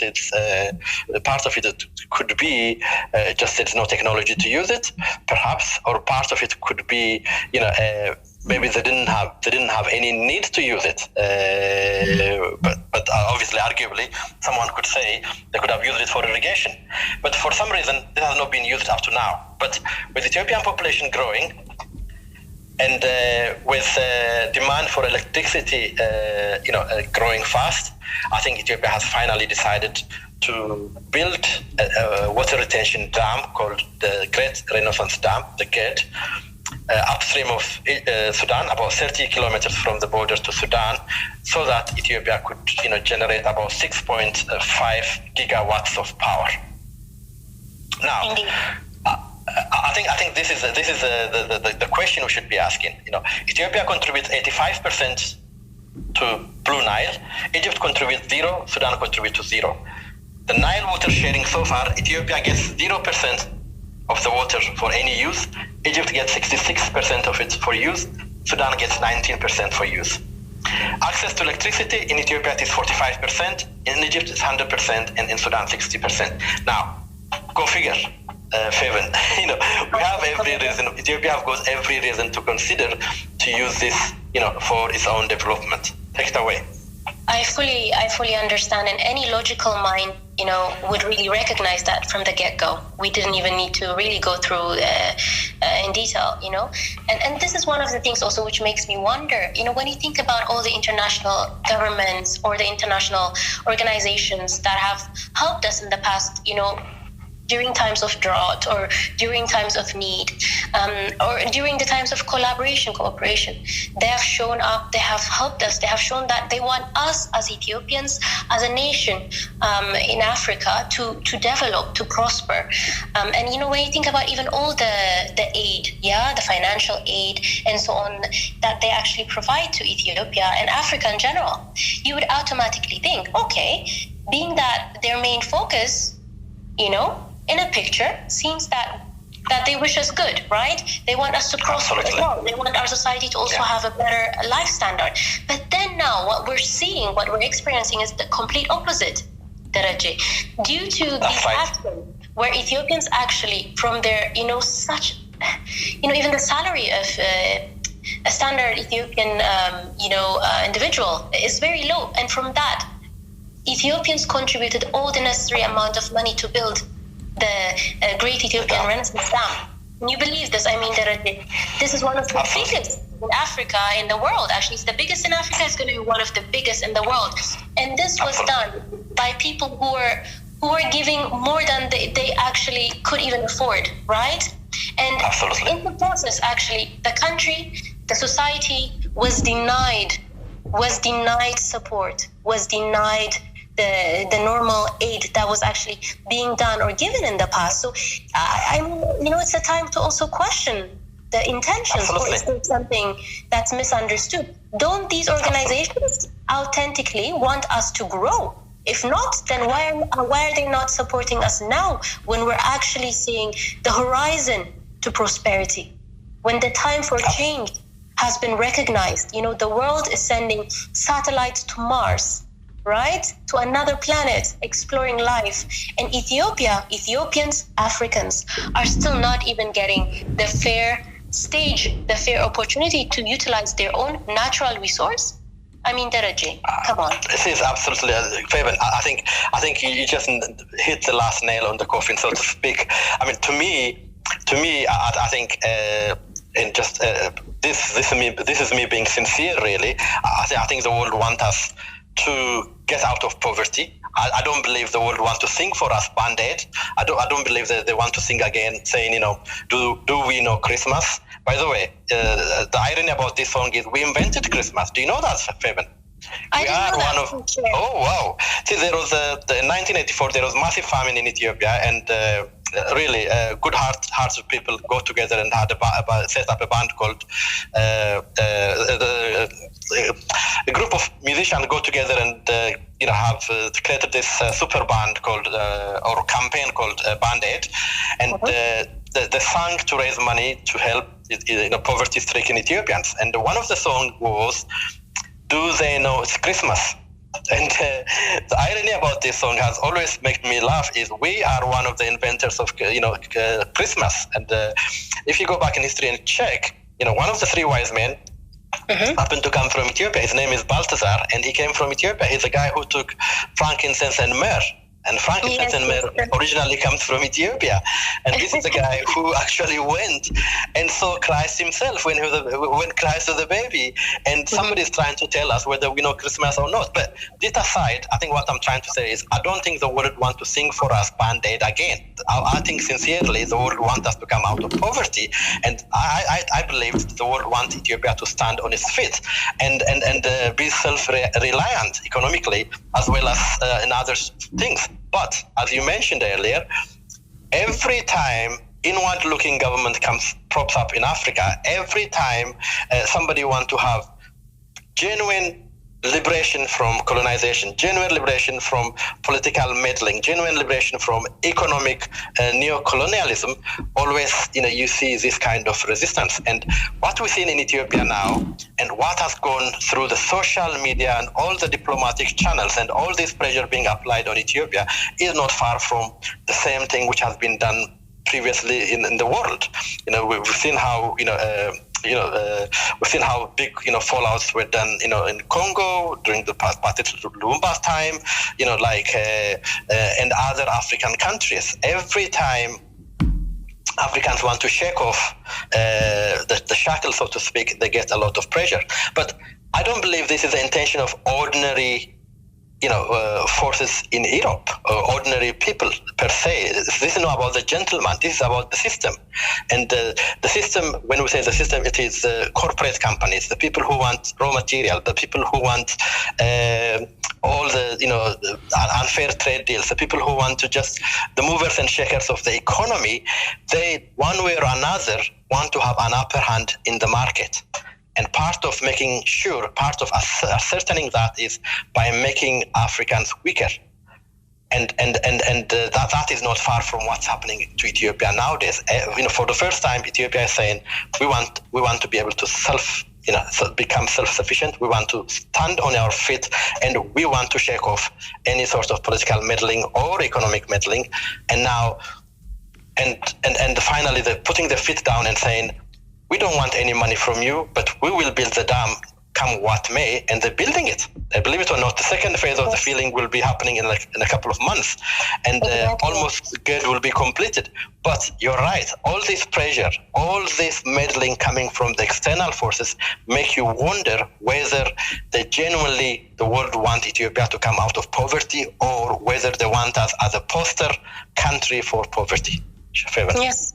Yeah, and I could not have explained it any better. And I mean, this is also one of the things that I really appreciate from your point of view, the historical knowledge. This how can I say, this really in-depth general knowledge that you can share with us. It's very inspiring and educating.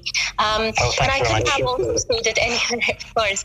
I think, of course, that the Western individuals are not something that I also assume actually wishes bad. But it's mainly the systematically designed colonialism, still neo-colonial mentality or system that's still being run. Be it through the different companies, be it through the wealthy, be it through the ones that that maybe even just want to say, I have power over you. You know what I mean? Absolutely. So we're still fighting the systematic neo-colonization still. And this is what, 2000. I think, Fabian, one thing, sorry to interrupt, but just one thing you want to underline there is, this neo-colonialism, contemporary neo-colonialism have got a different face. There might not be state actors in it. There is a lot of non-state actors, including, as we have seen in diplomacy. There is, previously in diplomacy, there is organized lobbyists who work for money to influence the outcome of this or that. These days, you see a lot of freelance people on Twitter trying to influence the outcome of a nation's, political process, just because they can somehow profit from conflict. So I'm just trying to say to you, you're right. There might not be state actors in it. Carry on. No, I fully understand. I think there are actors from different areas, right? But majority of the actual individual in the Western country is actually supporting, the Black Lives Matter movement, which is fighting the systematic, racism. When you think about also trade, in a way of pushing trade to go towards a fair trade approach, it's the standard Western citizen or international citizen that's living in these countries where the rule of law is respected, who's actually driving the change. And I think this is also the power, because it's governance that can be influenced by actually the individuals in those countries. So I believe that this is also the time to stand up for the rights and wishes and also best hopes of such countries and such projects like GERD. I mean, when I really go through Twitter myself, I mean, Daraji, it is shocking. It's shocking how even those, international medias that were normally respected are actually spreading lies, demonizing, innocent Ethiopians. I mean, it's unbelievable. And we have to say enough. We have to say enough.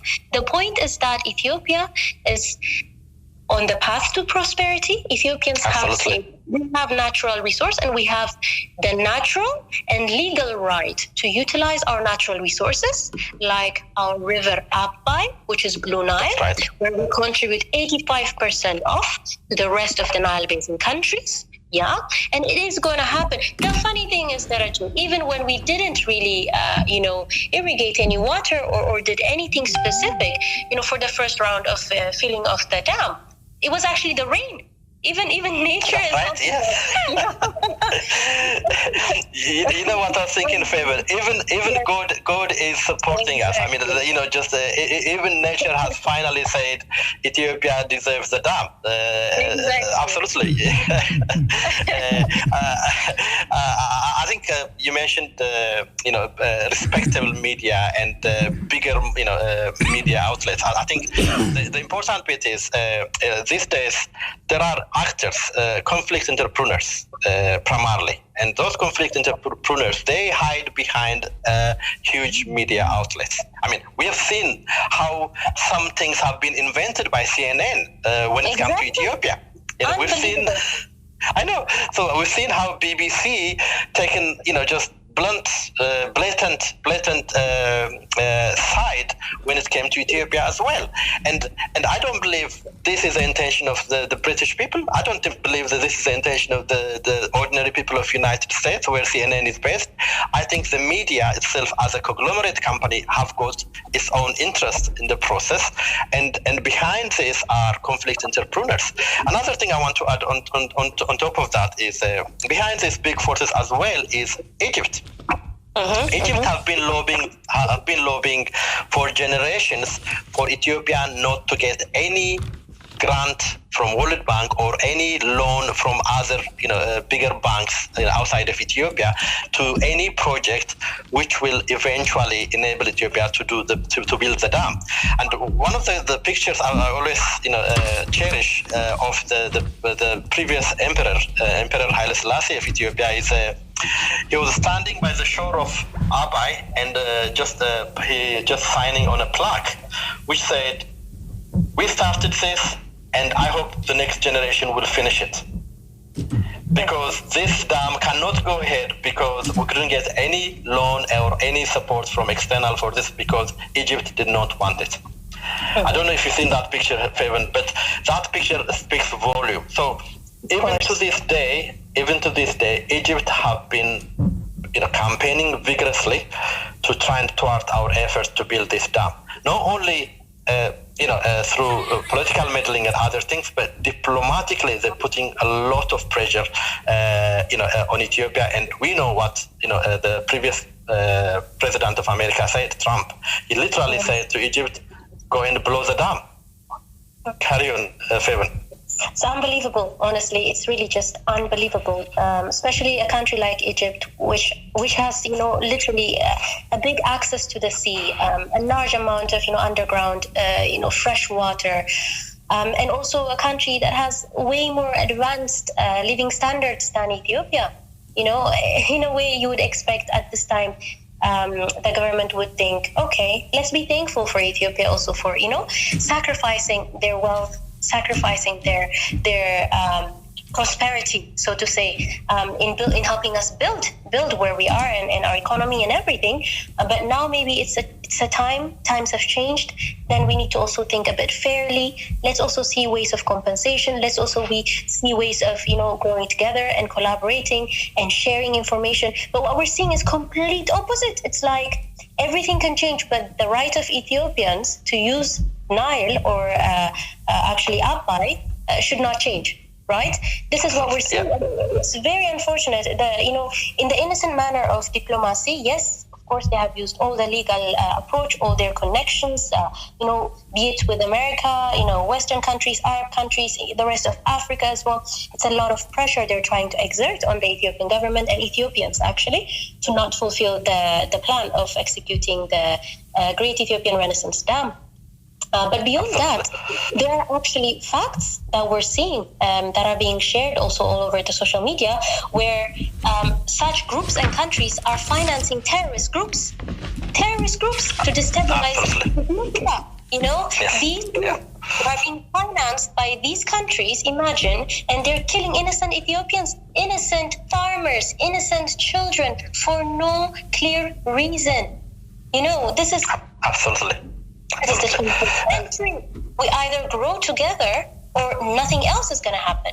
That's just the way it is. So why are innocent people's lives being taken like this in an openly waged war, in an openly waged terrorist financing approach? This is not okay. This is not okay, Darajin. Absolutely. It's not okay. I don't think the world will accept this either. I think the world will come to senses. I think the important bit you said there, and probably the icing on the cake of this program would be, whether they like it or not, I think we need to grow together. There is not going to be a rich Egypt, rich Sudan, and a poor Ethiopia anymore. That's not going to happen, really. I think the will, Egypt needs to reach to agreement where amicably the Nile water will be used fairly and squarely between the three nations. And most importantly, I think Egypt needs to forego this 54 billion cubic meter of water. It's been gifted by Anglo-Egyptian contract or Anglo-Egyptian treaty, which did not take the voice of Ethiopia or did not even consider Ethiopia is the source of Nile. So I think we need to grow, and all of us need to grow together. And they're not going to be. I don't believe there should be another band-aid for Ethiopia, and I don't believe Ethiopia should be really the poster country of poverty in any form or shape. You've got 1 minute, Fabian, to finish. 1 minute. Okay. So your last word. Okay, all right. So I think, dear audience, international audience, as well as our fellow Ethiopian audience, I hope you found this session of We Listen, We Talk Ethiopia helpful, insightful, and progressive. Of course, we want a better tomorrow for Ethiopia. We also want the rest of the world to be on the right side of history. And we want also our people in Ethiopia, especially those that are being, those lives that are being lost at the moment due to the instability. We just, want to say rest in peace. We hope that, it's very hard to even explain, but, we are with you, we empathize with you, and we just want to say that we all pray for a better tomorrow. Let's unite as a country, as people, and let's make it happen. Thank you. Absolutely. Let's make it happen. And yes, we can. Yes. Thank you very much, Fabian. Thank you. I am impressed with this. Listen, Reggie and Fabian, I am impressed with this discussion. This is so amazing. Thank you very much. Thank you so much. Thank you. So I will see you next week. So really, this is very interesting. So thank you very much again. Thank you so much, Ato Israel, for giving us the opportunity, and thank you for your kind words as editor-in-chief of the program. Thank you. You are welcome. And for all the audience from the Netherlands, we want to say dankjewel. Yeah, dankjewel. Yeah, the Netherlands is dankjewel. Yeah. Okay. Ethiopian United Radio. Ethiopia United Radio is vrij van enig politiek en religie. Ons radioprogramma doet van onze cultuur en interview met professionals, ook zoet muziek. Goed dag. እናመሰግናለን አድማጮቻችን። ይህ የምትከታተሉት የኢትዮጵያ ዩናይትድ ሬዲዮ ነው። ትልቁ ነገር በተለይ እህታችንና ወንድሞቻችን የሚያደርጉት ዲስከሽን አባይን በተመለከተ የውጭውን ዜጋ ሜንታል ለመቀየርና ስለ አባይ ጉዳይ ለማስረዳት ስለሆነ በጣም አሜዚንግ የሆነ ዲስከሽን ነበር የነበረው። በሚቀጥለው ሳምንት እስከምንገናኝ ድረስ እንግዲህ መልካም ቆይታ። ፕሮግራማችንም እዚህ ላይ አልቋል። መልካም ቆይታ። እዚህ ላይ አልቋል። መልካም ቆይታ።